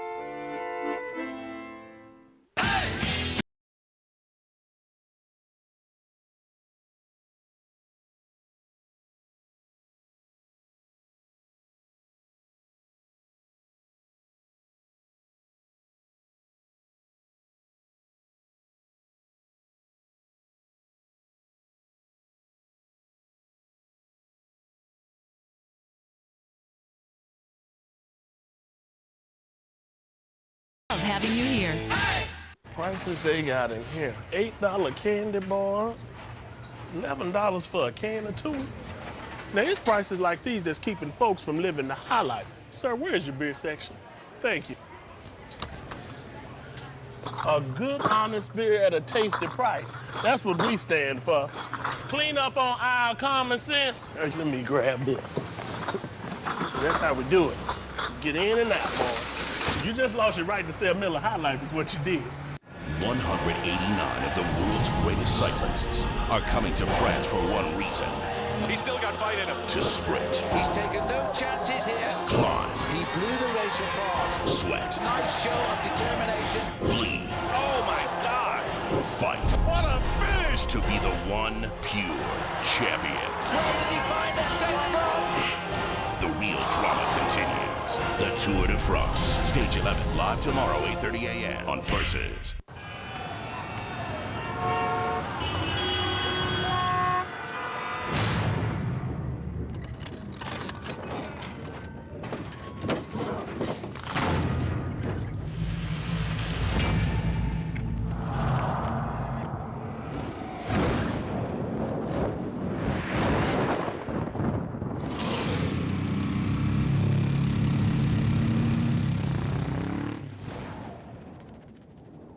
People are smart, and when it comes to home loans, they don't like smoke and mirrors. Well, unless they're a magician or an illusionist, which is just a fancy word for magician. What they do like is getting what they're promised, like our Smart Rate. It's a 30-year fixed mortgage with a rate around 6 1/8%. To find out more, call us at 1-800-DITEC-1 and let us help you get the loan you need without being sawed in half. DITEC. People are smart. Welcome back in time. We've just hit the lower slopes of the climb a moment ago. These are the leaders. The same men are all there. Jens Voigt, Cedric Vasseur, Patrice Algon, Albacini from Switzerland in the light lime green colours, and the white jersey of Sandy Cassar. And now this is do or die on today's stage of the Tour de France for the leaders. There goes the move. Paul Algon He has started the move. He's being chased by the Swiss rider Albacini and Voigt. Well, the one casualty is Cassar at the moment. This is the climb now. They've got just about 7 kilometers to the summit. Then they'll dive down to the Mediterranean, and immediately an attack has formed. Jens Voigt and Vasseur on the defensive here. Well, this is the move where Algon had to make the move, Phil, because it's steepest at the bottom of the climb here. They're trying to get all of the motorbikes out of the move. The steepness has really worked against Jens Voigt there, but look how he battles. He won't give up. Amazing. He's struggling, clawing his way back centimetre by centimetre to the slipstream of the two riders in front of him, Algon and the Swiss rider there, Albacini, and Jens Voigt has done it. He's clawed his way back. Albacini's never won a stage in the Tour de France before, by the way. This is his third tour, but certainly Algon has, and so too has Jens Voigt. And there is Algon right now. That's one attack that has failed. He's going to have to try it again. You don't get many second attempts. Look at big Jens here. I know a lot of people will be shouting for this man to win the stage here this afternoon because he is a battler, he's a fighter. He's a man who goes out on stages like this when everybody else is tired, and Algon goes again. He knows he's got to get rid of Jens Voigt in a situation like this. He wants the victory, but he's having a hard time actually getting rid of Albacini, who's responded to all of these moves. And Cedric Vasseur, Phil, watch out for him, because Vasseur just keeps riding himself back into this group. Well, talking of riding back in here, Sandy Cassar is taking his chances to try and claw his way back in as well. The gap is there, but he might get back, as again it's Albacini launching a move this time. Albacini looking over his shoulder. He hasn't got the gap there. Looks at the man there from France, Patrice Algon. And that's not a bad place to watch the finish of the Tour from. Well, I presume we're somewhere near the airfield. It looks like the control tower here at Marseille airfield, high up on the mountain. Very nice view indeed. I wonder if they can actually see what's going on here. Actually, that was a lookout post for the big forest fires they have in this area, because this area is really hit by forest fires in the summer, and that's basically what that was. Look at Jens Voigt. He said, right, guys, you've attacked me 2 or 3 times. I'm going to come and set the tempo now. I'm going to hurt your legs. I'm going to set a tempo just so hard that you can't attack. And Cassar now comfortably back in with the fold, and we're looking over our shoulders. I know Jens Voigt, he's waiting. He knows that there's going to be another little move from Algon. And Sandy Cassar's taken advantage of the shadow boxing and ridden back into this race. Might be a different man if he can get over the top of the climb. Michael Albacini, the Swiss rider in the breakaway, flicking his elbow there, saying to the next man, come on through and give me a hand. Well, they're thinking different tactics now. They're thinking how to outmaneuver, not help the other riders in the breakaway. Nasty little exposed climb this, as Algon goes left and Jens Voigt goes right. Vasseur doesn't know which wheel to follow, so he's chosen Algon, and Sandy Cassar has chosen Albacini's. Well, big Jens there, he's just battling with this one. He wants to get to the top of this climb, and he's setting a tempo which is really uncomfortable for everybody else. He's discouraging them from making the move over the front, but Albacini says, I've still got a little bit in my legs. You won't get much help, I don't think, coming from Sandy Cassar, because he struggled at the bottom of the climb, and big Jens is leaving a slight gap there, I think, to try and force Algon to come in front of him. At the moment, it appears between Algon and Jens Voigt, but you don't know. You must always get rid of your rivals, because they have a strange habit of recovery when they're in sight of the finish. Take, for example, Sandy Cassar. He's been left behind. He just hasn't been able to go into the red zone like the other riders. But once he's back, things change. The body changes. You see the finish. The hills are finished. You've got to get rid of them before the line. Well, we're 5.5 kilometers away from the summit of the Col de la Gineste, but it is actually moving over to the advantage of Jens Voigt, because the final few kilometers are a lot easier in the gradient, and Jens can take advantage of his huge power. Look at the face on this man, looking over his shoulder. I think he wants to bite the head off everybody in the breakaway this afternoon. Come on, he says, come on. We are looking here at the leading group of 5. They are still locked together. They've each tried to attack. They've all got the measure of each other. And Jens Voigt here wants more action. He wants these riders to implode, and then he can go and win. 5 kilometers to the top of the climb before they plunge down into Marseille. Oh, that's not a lot of fun when you see that, but big Jens, he can't get to Marseille quick enough now. He's inside of 10 miles to go to the finish, 15.5 kilometers, and he's got an incredible amount of of power this afternoon. And what I can't, it's amazing, Phil, when you look at Jens Voigt, just cast your mind back to the first week of the Tour. Fabian Cancellara in the yellow jersey, one man riding on the front, Stuart O'Grady, and always there doing the pacemaking for the first week of the Tour with Stuart O'Grady, Jens Voigt. And here he is now duking it out to try and win himself a stage. 15 kilometres to go to the finish. Well, the two grand old men of the breakaway are Jens Voigt and Cedric Vasseur. They're not really old, but they've ridden 10 Tours de France each. This is their 10th trip around France this year. There is Voigt and there is Vasseur, the two top men of the Tour breakaway. And scurrying through in the green, he's on his 7th Tour, Patrice Algon. And Sandy Cassar has ridden 6. These boys know what it's all about. They know each other intimately over these last few years. They know their strengths, they know their weakness, but right now it's flat out racing, and he who is best is going to win down in Marseille. The big question is which man is the best. Jens Voigt certainly looks the strongest, but as you said earlier, Phil, there are 3 Frenchmen in this group looking to bring glory to France for the first time in this year's Tour. They don't get a lot of glory in the Tour de France these days. In fact, they haven't won this event for 22 years. That's indeed true. Don't remind them. At least they might win a stage today, but they're going to have to take care of Jens Voigt because he never, ever gives up trying. Nice little gaggle of people here. Looks like the army, because this is the main naval base and also an army base down here.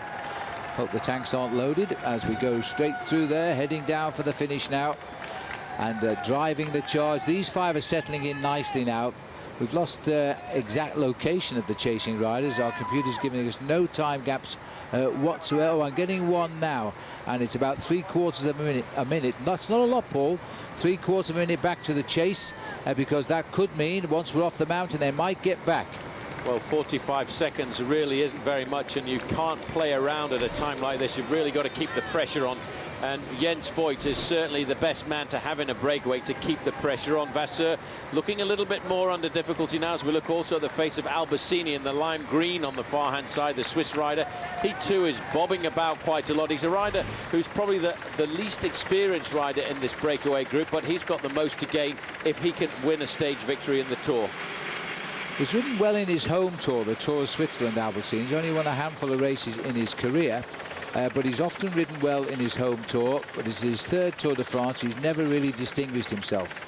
Well, last year he won the King of the Mountains in the Tour of Switzerland. Yeah. But for him, it's a great honour to be in a breakaway like this, and he's going to be probably matching his moves on the moves of Jens Voigt. He knows Jens Voigt is the most experienced rider. Jens has had a fairly quiet early part to this season, but very much like last season, it was during the Tour de France that Jens sort of rode himself into some kind of form and finished off the year in great condition, winning the Tour of Germany. Well, Albacini, let's not forget, when he won the Tour, won the King of the Mountains last year in Tour of Switzerland, he also won the sprint competition, which was a separate classification, which might be an indicator he could be the fastest finisher of this group if they go down to the line together. There he is. He's a little man. He's got all the attributes of a sprinter, stocky and powerful. I never called Jens Voigt a sprinter, but he's so strong he can get up there at the high speeds and hold it up there until he crosses the line. He won last year as well, as you may remember. Beat Oscar Freire, who's no longer in this race. Sorry, Oscar Pereiro, who finished 2nd in the Tour de France last year. Rabobank still guiding the peloton down the streets and heading towards Marseille. Been a very routine day in the life of the yellow jersey of Michael Rasmussen. But the stage win here, France are hoping one of the 3 riders at the front will deliver today in Marseille. It'd be a great city to do it. Well, losing a little bit of their organisation, spreading out, but you can always count on a big Jens Voigt to keep this leading group of 5 riders organised. 1.8 kilometres to go to the summit. That's just more than a mile of racing. Look at the power of Jens Voigt all of the time. Looks over his shoulder. Come on, boys, keep the pressure on. We cannot slow down because there always is the possibility of that second group at 45 seconds coming back into them. They'll be very happy, I think, once they go over the summit of the Col d'Alginès, because then they'll start the plunge down into Marseille. Yes, and I don't think they're going to crack each other here. They've tried. Well, I don't know. Is Algon? No. A gap is open there by Vasseur. Little tactical move to make the others waste energy, to shut it down. He quickly tacks on to the back, unless he is planning a late attack here as we go into the last kilometre of the climb, just to try and make them chasing. Exactly 1 kilometre now to the top of the climb, but I feel this climb has not been steep enough because they've hit it so fast. They haven't been able to lift the pace that kilometre or 2 to crack the others, and they're all riding up together. They're all riding together. This climb was the steepest in the first 2 kilometers. Now it's pretty much just a false flat up towards the summit. Albertini, by the way, a couple of years ago, back in 2002, was the European champion at the under-23 level of the sport. So he's a man who knows how to win from a group like this, and he will have to use all of his tactical savvy to outwit the old fox on the left-hand side there, Jens Voigt.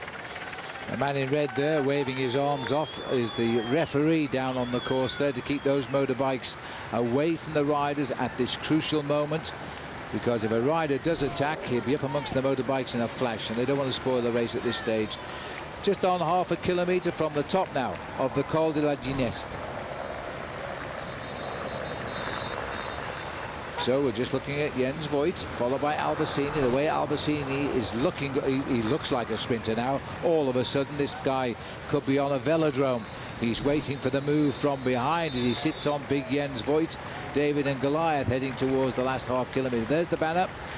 Well, I can't believe they're all going to sprint for the top of the climb, because none of them have got an interest in anything up here.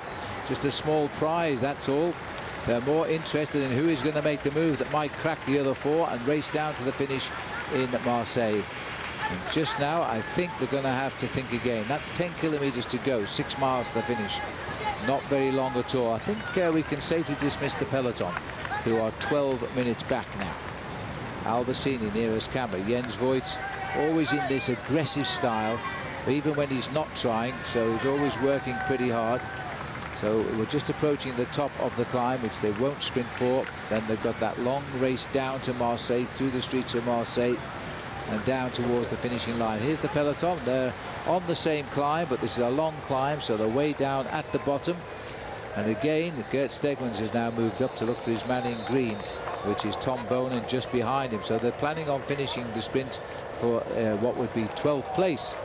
And Grifko is washed away in no man's land, but I've absolutely no idea where he is. But he will still be in front of the peloton right now. There's the summit, and are they going to sprint for it, or are they going to attack as they go over the top? That's, I think, that, in fact, I couldn't see the big star. I think that was the New Zealand flag there, and they're probably looking at Julian Dean, but there he is, and Algon has gone for the top to snatch the points, and he's going to keep going. That's why he did it. It wasn't the point. This is the last desperate effort now by Algon. He's quickly marked, though, and I think they're ready for that, and straight onto his back wheel. The other 4 have countered the move. So Algon and Voigt, Albertini, Vasseur and Sandy Cassar. I think we can take it now. We're all heading to the finish together. Which one will win? A quick break. Rejoin us on the way into Marseille.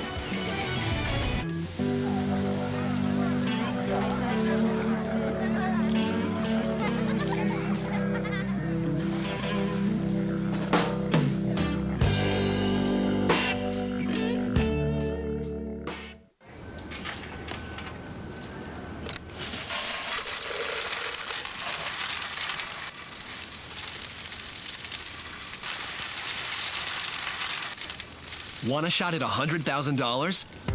Play new Subway Scrabble to instantly win food, or collect letters and play online for a chance to win thousands of prizes, including 10 $100,000 jackpots. Play often, win often.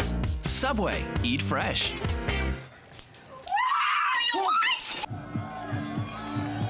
The Cervelo SLC SL is a pure sprinting machine. Learn more and enter to win the Cervelo Dream Bike at competitivecyclist.com. When my doctor told me my high blood pressure may have led to my erectile dysfunction, I was surprised. But then he said there was something I could do. When I found out my diabetes could have led to my ED, I learned there was help. My doctor told me about Levitra. Levitra is clinically proven to work for men with ED, even those with high blood pressure or diabetes. Levitra is only for men healthy enough for sexual activity. If you have heart problems or are on alpha blocker therapy, talk to your doctor before taking Levitra. Do not take Levitra if you take nitrates for chest pains, as this may cause an unsafe drop in blood pressure. Side effects may include headache, flushing and stuffy or runny nose. To avoid long-term injury, seek immediate medical help if you experience an erection lasting longer than 4 hours. If you have any sudden decrease in vision, stop taking Levitra and call your doctor right away. Doctors know Levitra helps treat ED, even in men with high blood pressure. And in men with diabetes. Over 1 million men just like me have already taken Levitra. You should talk to your doctor about Levitra. The more you know about Welcome back. The 5 men are snaking away from the top of Liggett now. They are about 9 kilometers from the finish, and they are flying down towards the line, but this isn't a good road to attack on. The gap now, the peloton at 12 minutes, forget them. The chasing group is almost a minute, forget them. The winner of the Tour de France stage today is one of these 5 riders as they race into the last 3.5 miles or 6.5 kilometers of the day.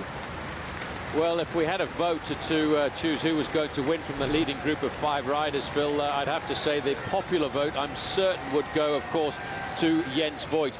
The main field are an awful long way behind. As you said, they've pretty much had a day off here this afternoon, but I don't think anyone will begrudge them that after the 3 magnificent days we spent racing in the Alps. But still, notice the big favourites like Cadel Evans riding at the front end of the main field, the white jersey there, Alberto Contador, Iban Mayo being looked after by his team towards the front end of the peloton. Even though they're over 12 minutes in arrears, they still have to pay attention. They still have to ride to the front to make sure they're not involved in a silly crash. Well, just look here now, 5.7 kilometers to go. Vasseur is looking dangerous. He sits at the back. A little bit of adjustment of his shoes there. He's actually releasing the straps probably just a little bit, maybe tightening them up, of course, for the sprint. The cleats lock his shoes in, but the shoes, your feet swell in weather like today, and it's been very, very hot, and he might just be easing them off just a little bit. That was Patrice Algon. Jens Voigt is going for a little survey of the train just to see who's in the driving seat, who's in the passenger seat. Albacini might be the sprinter today, opening the door to let Jens Voigt in.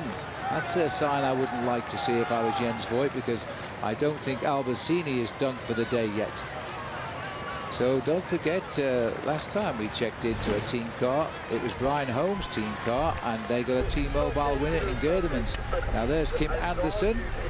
He knows Jens Voigt is up there. I wonder if Versus will bring a little bit of luck to the following cars again today and provide Kim Anderson this time with a winner. Here we go. We're almost down into, well, we are into the streets of Marseille now.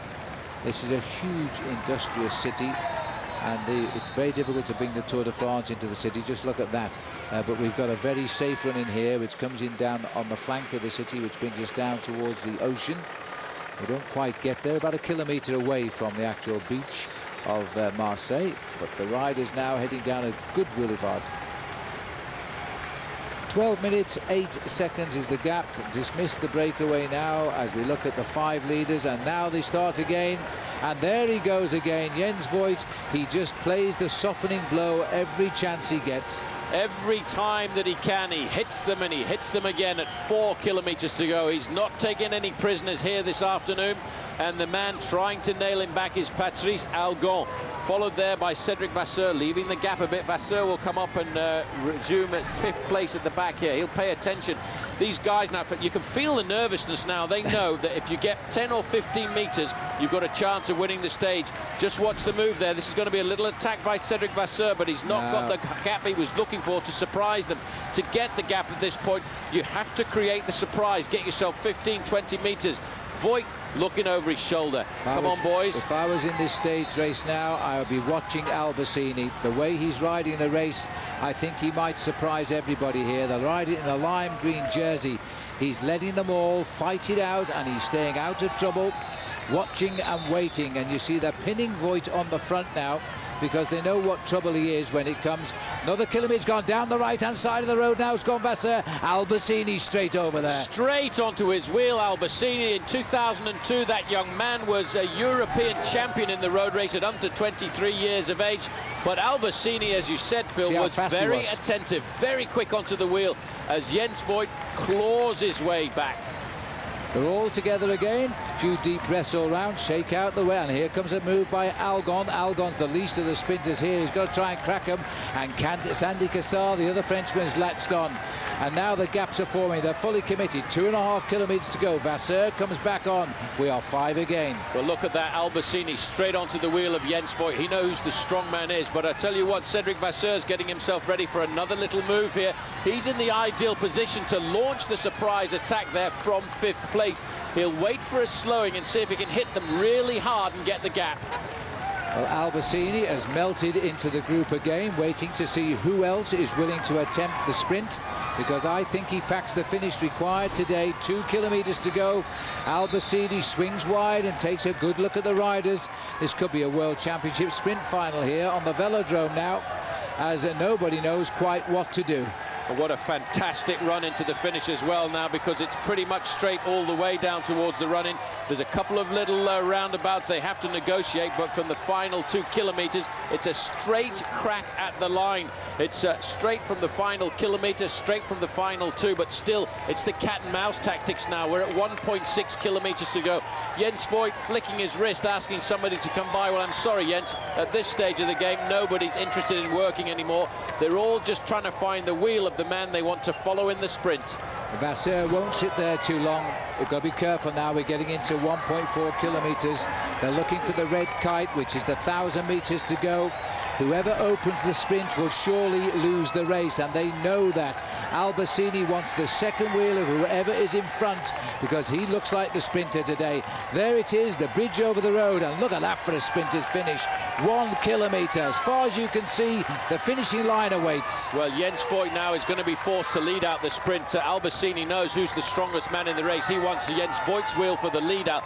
The Frenchmen lined up in 3rd, 4th and 5th place. They're dreaming for glory for France. And once again, they seem to be more worried about who's going to be the first Frenchman, because Cassar looks over his shoulder to see Algon. Vasseur is sitting pretty there in 5th place, but Jens Voigt, you watch him when he starts to wind up the sprint, because he is the big powerhouse of this breakaway.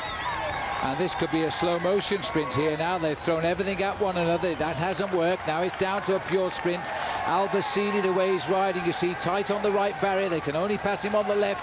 He knows that. He's letting Jens Voigt stay there at the front. The 3 Frenchmen have gone off on the right together. Well, I think you're right. You know, Albacini seems to be the man who's got the explosive finish, but they're going to back it off. They've been away for so long. It's got to be a short sprint. They've got to wait. They're inside of 400 meters to go, and still they haven't started. That's a short Voigt sprint. Is very short. They haven't even started yet, but look at the Frenchman starting to get out of the saddle. Voigt is looking now to start winding it up. Algan, he's missed Vasseur up the other side. Vasseur switched, and everybody is watching Algan. Now he's ripped away on the left of the picture, Vasseur. Albacini's come through the middle here now, taking on Cassar. He's got to reach Vasseur, and I don't think he's got it. This is going to be a very tight finish, and Vasseur made the move. Albacini looked at Algan, and Vasseur went up the inside. Well, that's the second stage victory for Cedric Vasseur. Their great win for Team Quickstep. It was a brilliant move by them, and he waited till the last possible moment, and he went right up through the barriers. These are the next 2 riders on the road. This is Staff Shearlings from Team Cofidis and Paolo Bassoni. This should really be a formality for the little Italian sprinter there, because he really has got a great turn of speed. But Staff Shearlings wants this quite dramatically, but Bassoni, I think, has given up the ghost. He tried, but he sat up. Shearling says, no, it's mine today. At least Shearling rides for a French team, and Bassoni coming in there in 6th place. But what a terrific win that was, and there's the victory margin. And France got 1st and 2nd at the end of the day. You see, Cassar 2nd, dropped on the climbs. If you don't get rid of them, they bite back. Well, look at that. Algon getting 4th, and poor old Jens Voigt, the strong man of the breakaway, getting 5th place over the line. Look at this move here. You see Vasseur, he waited. He saw the open of the gap there, the opening of the door, and he got them on the jump, and that was the big surprise as he goes down the barriers there. He knows the only way they can pass him is on the right-hand side. This was a do-or-dive move. Cassar coming back just a little bit too late, dies alongside him, can't do it. So he sits up and salutes the crowd. He last won, the only other time he's won in the Tour de France, 1997. Boy, a 10-year margin, and he's back again. Well, it's a great win by this man, and this win is going to be very popular in the north of France. A lot of people have been asking Phil about the speeds of the sprints. Well, that was not a fast sprinter compared to some of the sprinters, of course, like Tom Boonen, but it was still 62 kilometers an hour, that sprint by this man, Cedric Vasseur. Fabulous. The 3rd win for Quickstep in this Tour de France.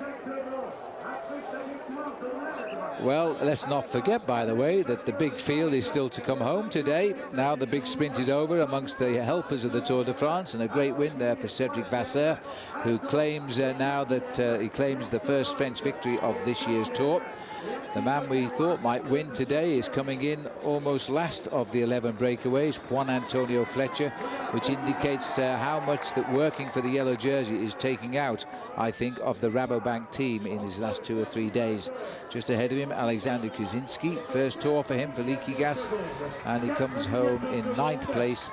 Still Grifko is out there, and I think he'll make it home safely because the peloton are still a long way out. They're on the way down from La Gineste to climb today, so they've got about 8 kilometers, 7 kilometers still to go.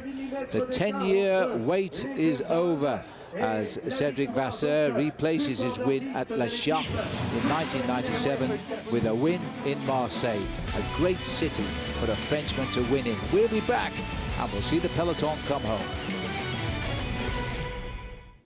I hear you're still looking for me. Born? On August 3rd. Why did you come here, Jason? Someone made me what I am. And I'm gonna find him. Bourne comes home. He has our entire playbook. Names, dates, ghost sites. What makes you think he's gonna put it together? It's Jason Bourne. He already has. Eliminate the threat. The Bourne Ultimatum. I remember everything.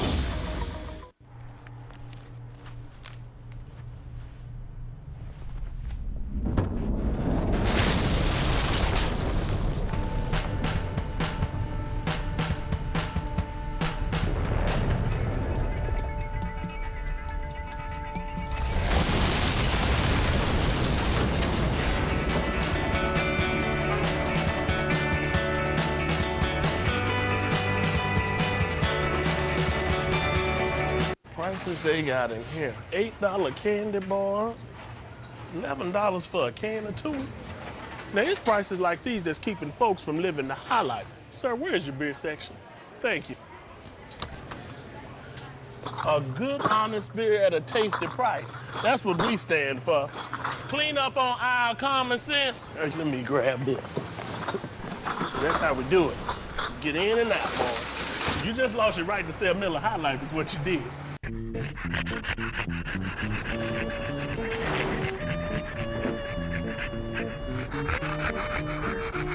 I heard that.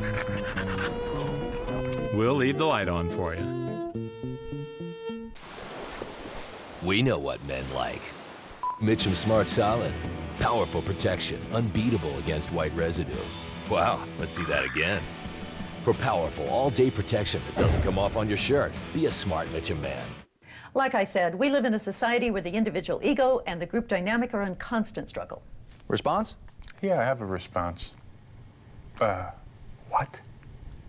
Geico. 15 minutes could save you 15% or more on car insurance. Nobody said this was going to be easy. Now, see, if Geico.com had taken that approach, instead of telling everyone it's so easy a caveman can do it, I wouldn't be having an existential meltdown right now. Geico. 15 minutes could save you 15% or more on car insurance. Welcome back. This is the sprint reenacted here. Watch out for the boy in blue, Cedric Vasseur. 10 years on, gets his second stage win in the Tour de France with a great sprint finish. And Sandy Cassar, down and out, fought his way back to the leaders and almost won the stage. He lost by about 2 inches, I would reckon. But the move was there made by Cedric Vasseur. That was a brilliant move, perfectly timed, right up alongside the barriers. And we're going to have to wait a long time this afternoon, Phil, for the main field to come into the finish line here in Marseille. But at the end of the day, there's not going to be any change at all in the overall classification because not one of those riders in the 11-man breakaway early on in the day was anywhere near the yellow jersey of Michael Rasmussen. In fact, Jens Voigt was the closest, 24 minutes behind. And he picks up about 12 minutes or so today. We're waiting for the clock to stop, of course, when the peloton comes in. And he might climb 6 or 7 places overall, but he'll just tickle the top 30 overall. But there will be a big sprint finish here. It's a sprinter's delight. I've noticed that Gert Stegmans has moved up now alongside Tom Boonen because there are points, of course, for that green jersey competition. And Robbie Hunter is also moving up here as well. He also rides high in the overall points classification. Well, poor old Tom Boonen there in the green jersey. He cannot afford to have a day off, because although we're only going to be sprinting for 12th place in this finish here, we're also looking for 14 points for Tom Boonen, and he knows that. Although he leads that competition, he knows that he will be challenged by Robbie Hunter, by Thor Hushovd, and of course by Erik Zabel, and that's the man who he really fears, I think, because Erik Zabel not only can get points on these flat stages like this, Erik Zabel has got a very good chance of getting points when we go over the mountains, when Tom Boonen will get left behind on one day or another. Well, Predictor Lotto also riding on the front, but they've got no sprinter in the form of Robin McEwen anymore, but they do have Fast Freddy Rodriguez. Might be a dress rehearsal for him for tomorrow. Well, that was Chris Horner setting the pace on the front, and I have to say hats off to Chris Horner, because he is riding, as far as I'm concerned, his best ever Tour de France this year. He's really enjoying it, and he was right to the front on the Alpine stages there, always on hand to look after Cadel Evans if Cadel Evans had any kind of mechanical problem. So I think we'll see a lot more of Chris Horner, and I think you're right, Phil, later on in the race we'll see a little bit more of Fast Freddy Rodriguez, who in his own right over the last few years has proven to be a very fast sprinter himself. Sure, absolutely. I think tomorrow he'll have a go as he makes his way down. At least that's what he's told us, so let's see how he goes tomorrow on what is a pure flat road. Case d'Apon. All of these riders finishing together, but one thing has happened, I think, Paul, with about a 12-minute lead, if that's what he confirms, that the team lead will go back to Team CSC, at least for a while. For a short while anyway. This is the big man of Case d'Epargne, Vicente Garcia Acosta. He's a big, strong bike rider, one of the super domestiques. Somebody went the wrong way there. In fact, two people went the wrong way around the traffic circle there. You've got to be very careful, because by doing that, you can lose yourself for 15 to 20 places. You can see at the front end, Phil, they are actually taking this sprint rather seriously, and that's going to be the big challenge for Tom Boonen. It's hard for a sprinter to get yourself psyched up to sprint for 12th place, but he's got to do that if he wants to win the green jersey. He has to sprint for even the small places, and locked on his wheel there in the red and white is Robbie Hunter of South Africa. Behind Robbie Hunter is Erik Zabel. This is going to be a sprint as if it was for the first place. Well, these points are very important, because Boonen still feels that he could lose this green jersey to somebody like Zabel. He would have expected Zabel to have made a move today over those little hills, but he didn't. And Tom Boonen really feels now he better clean this up, and he's got to beat Zabel, and it will be a big psychological blow. Hunter in that first week was sprinting brilliantly and almost got a win when he got second place down in Joigny. As we go under another kilometre to go. 1 kilometre to go. Head on luck now of the riders as the big boys in blue lead it out. They're trying to take this. Is Stegman's now. A big wind up for him. Quick Step, remember, won the stage, but now this is huge for the man in green, as Tom Boonen is going to have to come through on the inside. This is a bit quicker than the other finish, isn't it? As they now head up, and now Hushovd is trying to get through as well here now. This is going to be a battle of Hushovd, Boonen, Zabel and Hunter, and they're all behind Stegman, saying, when is he going to move over and free us up for the sprint? As Stegman's now can't go much further here now, as Hushovd grits his teeth. Look at the face of Zabel. Now Zabel kicks, and just behind him is Hunter. Hunter goes on the right. This is Sebastian Chavanel who's coming through here, and they're not going to get over him. Boonen is through on the inside. I'm not sure, Paul. Hunter, what do you reckon? No, they were so close together. There were 5 riders in a line across the road. You had Erik Zabel and Robbie Hunter over on the right-hand side. Boonen panicking a little bit up on the inside there. They all threw their bikes at the line at almost the same time. That was an incredible finish, and hard to believe it was for 12th place and only 14 points. Let's have a look. Tom Boonen was in the ideal position here, but all of a sudden, watch this acceleration. This is a nice young move here by Sebastian Chavanel, a young rider, then all of a sudden, bit of panic. Tom Boonen really should have come up through the inside. Robbie Hunter there in the red is alongside him. At this point, Boonen is blocked in. He hasn't got anywhere to go. Look at Zabel. He's got to go right the way round through the long side. And on the line, in fact, you can see that Boonen, although he didn't beat Chavanel, he beat Hunter and Zabel, and that's important for Tom Boonen, and he's not really happy. No, all the sprinters that are left in the race, neither Ventosa was the guy in the yellow there, from Sonia Duval, but meanwhile, this is the view from the other end. At least Quick Step won this sprint, for Cedric Vasseur, and he won it well. Albacini was watching the move of Algon, and I think Vasseur saw that and took the gap on the inside, and it only takes a split-second pause, and you can't get back in touch. That's all it takes at a time like that, and that's the important thing here. You've got to have the feeling for the race, and Cedric Vasseur had the feeling here this afternoon. And that really was a magical win by Cedric Vasseur, and one I think that he will appreciate for many years to come. Well, we look out at the little islands here. That's the Chateau d'If out down there. And there we are. Congratulations to Cedric Vasseur, who has given his whole first week to helping Boonen in the sprints. And he got his chance today to help himself. So the beautiful blue water here. I bet the riders would like to have jumped in there after they finished today on what has been the hottest day on the Tour de France down here in the far south on the Mediterranean. We'll take another short break and then we'll get down amongst it. We'll bring you all the day's results and as many interviews as we can get. See you in a moment. Saab was founded by 16 aircraft engineers. Their spirit lives on in the turbocharged 2007 Saab 9.3 Sport Combi. With all the storage space you need, an estimated 30 miles per gallon, and a starting price under $29,000, you're closer to owning a jet than you think. Saab, born from jets. Log on to Versus.com/fly to the finish for your chance to win a 2007 Saab 9.3 Sport Combi and a new Cervelo bike. The Cervelo SLC SL is a pure breakaway machine. Learn more and enter to win this Cervelo Dream Bike at CompetitiveCyclist.com.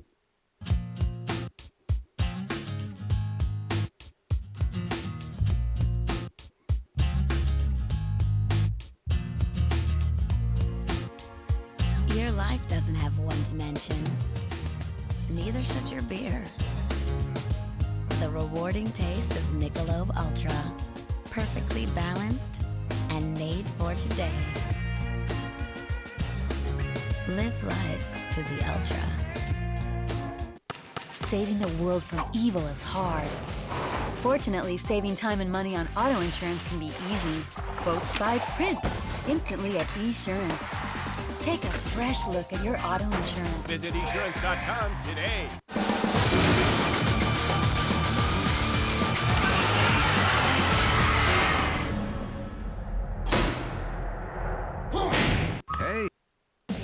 Bicycle Village, the ultimate bike shop. Bicycle Village has Colorado's largest selection of bikes, from tandems to trikes to top-end bikes. All the best brands and the largest selection. Over 1,000 bikes set up and ready to ride from the brands you want, like Trek, Specialized, Raleigh, Lightspeed, and more. Only Bicycle Village offers same-day bike service to get you back on your bike quicker. Plus lifetime tunes and an unbeatable performance guarantee on every bike we sell. And we always guarantee the lowest prices. Bicycle Village, the ultimate bike shop.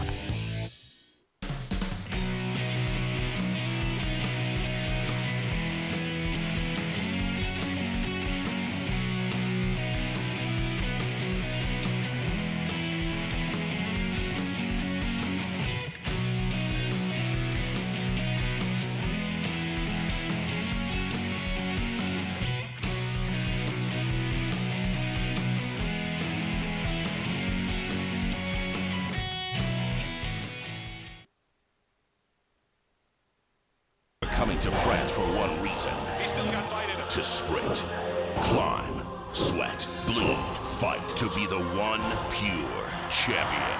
The real drama continues. The Tour de France, Stage 10, enhanced tonight at 8 on Versus.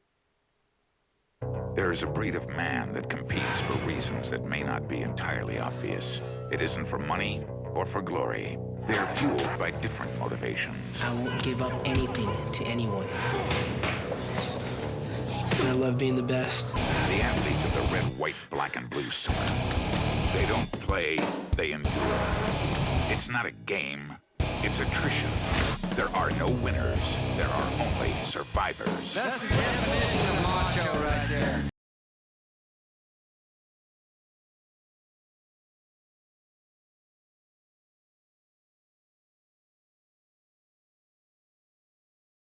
This is not a sprint. This is a death march. Oh, dear me. Very nasty tumble there. And that is a horrible crash. And he got nailed there. Kristoff finds a fighter who's got the determination, skill, the belief, he's family. Oh, that will definitely make a lot of pain. Are you kidding me? The straight left out of nowhere. He's out. This fight is stopped. He's gonna tap out. The Versus Red, White, Black, and Blue Summer. A celebration of indomitable spirit, intestinal fortitude, and an amazing threshold for pain. Feel your pain. The Versus Red, White, Black, and Blue Summer continues all summer long. The 2007 Tour de France on Versus is brought to you by Saab. Once you've built jets, you don't build just another car. Saab, born from jets. And by Michelob Ultra. Live life to the ultra. Welcome back just in time to see the young ladies step up and meet Cédric Vasseur, the first French stage winner of this year's Tour de France. Well, what I find amazing in this Tour de France of rejuvenation with so many young riders participating, it's the old boys that are actually doing rather well, because in August, Cédric Vasseur with his Winter Day fill is going to turn 37 years of age. But into retirement, this will be his last Tour de France. You probably heard him say it a little bit earlier when he was interviewed. As we're looking now at the crowd applauding here. A well-taken winner. He wasn't the favourite of that breakaway, but he certainly was the shrewdest. He saw the door open and he went through that gap on the inside, and he just got that quick jump on them. It sorted the problem out for the rest. That was all it needed. He took the move right the way down the barriers. It was the shortest way to go. Everybody else had to come the slightly long way around the outside, and he did well enough to get the win. And Tom Boonen, I think, was very happy with that. I think you could say that, Paul. Third win for Quick-Step, of course. Let's have a look at the Honda ATV stage results. Vasseur gets France the victory, followed by another Frenchman, Sandy Cassar. Then Switzerland, Albassini in third, Patrice Algin in fourth. 3 French in the first 4. There's got to be something wrong. Jens Voigt in 5th place there at the end of his aggressive day. Then Staff Schierlings came home leading the second split with Bossoni. Then came Margus Burkhardt, who started the move at 1 minute 1 second. Kuzinski was behind him. Grifko got tailed off, lost 3:42, but he was still 7 minutes ahead of best of the rest. Sebastian Chavanel came in at 10:36, leading home Tom Boonen, Ventoso and Robbie Hunter. They're the sprinters we must look out for now. Zabel, Hushoff, yes, they're the boys who should be in the frame tomorrow. Oscar Pereiro, Christophe Renino. Looking further down here, these are all fast finishers. Filippo Pozzato's had a stage win. He's now in 25th. Back down, Paul, and for the third day, the maillot jaune is still Michael Rasmussen, probably the easiest of his days so far. Team did a great job, sat on the front end of the main field for the whole of the afternoon. They had a man in the breakaway, so they were well covered there as well. But this man now must turn his mind around to get through the next few hot days in the southern part of Franceville, because his nemesis is about to loom on the horizon, and that is the individual time trial. Well, I'll tell you, that line's bigger than Michael Rasmussen's baby daughter, so she's going to have a few of those to look after when he gets back home, that's for sure. Let's have a look then at our Michelob Ultra overall standings here as he gets congratulated. 49 hours in the saddle, 2:35 the gap. There's no change in these times at all today because they all finished together. Mayo stays third, Evans fourth, Contador fifth. These are the riders who will wait now till the time trial to cross swords. Christophe Moreau, still the best Frenchman, in 6th, and Carlos Sastre still there. Claude in a huge danger in 8th. Levi Leipheimer goes down to the Pyrenees in the first time trial on Saturday, looking for 3 minutes and 53. Advantage Levi, perhaps. He's a good time trialist. Well, I think what's more important, he's looking for 1 minute 20 to the man who is second overall, Alejandro Valverde, and that puts it into a perspective a little bit. Mikel Astroloza riding a brilliant tour here in 11th place. Andrei Koshekin riding as a team man for Aleksandr Vinokurov is up there in 12th place. A little bit disappointing, I suppose, for Frank Schleck, who's down in 13th, and last year's runner-up, Oscar Pereiro, in 14th. Let's go back down. Now it's Tom Bonen's turn. He shows how much he wants to keep that jersey. That was a classic sprint finish for a stage win today. He got a bit boxed in because his team didn't keep him out of trouble, but they did lead him cleanly to the line, and he was challenged by all the sprinters who are left in this race, showing that Zabel and Hunter especially are looking for that green jersey as well, along probably with Thor Hushoff. We're looking down here now on this beautiful city of Marseille, first introduced to the Tour de France in 1903, when it was one of the cities on the first event. We're now waiting for the next jersey, which I think might be the King of the Mountains. We'll just wait and see. Yes, it is, and of course he had to go round the back and take off his yellow one because Michael Rasmussen still leads in this competition as well. Well, these days are not days that he has to worry too much about because they're only small third and fourth category climbs. He'll have to go out and try and defend his lead in this classification when we go into the high mountains of the Pyrenees. But I think now he's trying to angle more on his hopes and dreams of trying to win the yellow jersey. But that's going to be an idea we can start to conjure up, Phil, when we look at his race in the individual time trial. But for the moment, the mountains is pretty much his. Well, Popovic closed in today. He got 1 point on the first climb, but apart from that, there's no change here either. Soler, who came up to second yesterday, stays there. Popovic stays in third place, and Astolosa there in fourth. Here is the big man to watch on Team Discovery Channel, though, Alberto Contador. He won the white jersey best rookie yesterday, and now, of course, he's going to stay in this till at least the time trial. He's a big threat, I think, for the win. Well, the funny thing is, in the early part of the year, one of the first programs we did on Versus was Paris-Nice, and there he was wearing the white and yellow jersey of winner of Paris-Nice, and that was a fantastic performance by this young man, and that's when we thought that he was going to be a star of the future. And here, by leading the best young rider race, he's actually doing a pretty good job in that. Well, we're hearing straight away that Craig Hummer has got Rasmussen with him. Let's go back. The second longest stage today, and certainly the hottest temperatures that you found. How rough was it in the peloton? Well, it was a long, hot day. Yeah, a lot of guys are suffering the heat now. That's quite obvious. And I mean, 230 kilometers in a headwind, it takes a toll on everybody. You yourself have said you're just now waiting for the Pyrenees. Of course, you have the strength of the yellow, and it may be too early to tell, but how have you pulled up after today? Well, I mean, the team defended quite well today, and we'll just have to wait and see. There's still another 2 days before we have the big test on Saturday, a time trial, and then I'll start thinking about the Pyrenees afterwards. A lot's been written already about the decision between you and Menchov and who is the team leader. Has any decision been made? Well, I think it's quite clear right now that I'm the leader now in the team, and we are here to defend the yellow jersey for as long as possible. We'll see you tomorrow. Sure. Yes, thank you very much, Craig. Well done. Well, Rasmussen, what an articulate young man he's turning out to be, Paul. He certainly knows where he's going.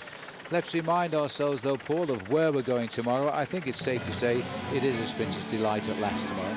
Well, Montpellier has always very much been the town of the sprinters, and certainly they will try and come out and get their glory once again. The breakaway very often succeeds the day after we move away from the mountains, but now as we look at our long journey around France, we're starting to go around the bottom end of the circle. The riders will move away from Marseille for probably another long, flat, hot day on the road to Montpellier, and it is a sprinter's delight. Have a look at that. There's a first category climb, but you can't really count that as much. Well, we started just over 330 feet and we finished about 230 feet, so there isn't much difference there.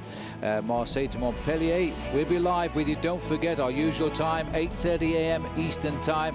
Our enhanced primetime coverage every night at 8 p.m. with Al and Bob, and there's lots of good stuff on that program tonight. Keep up with all of our information on the Tour de France. Go to versus.com, and thanks to Giordano for our clothing. We're doing some short sleeves right now. Clothing provided by them. Well, the race goes on, and the riders made a real race of it today, despite it being the hottest day of the Tour. Well done, France, first and second today. We'll see you tomorrow.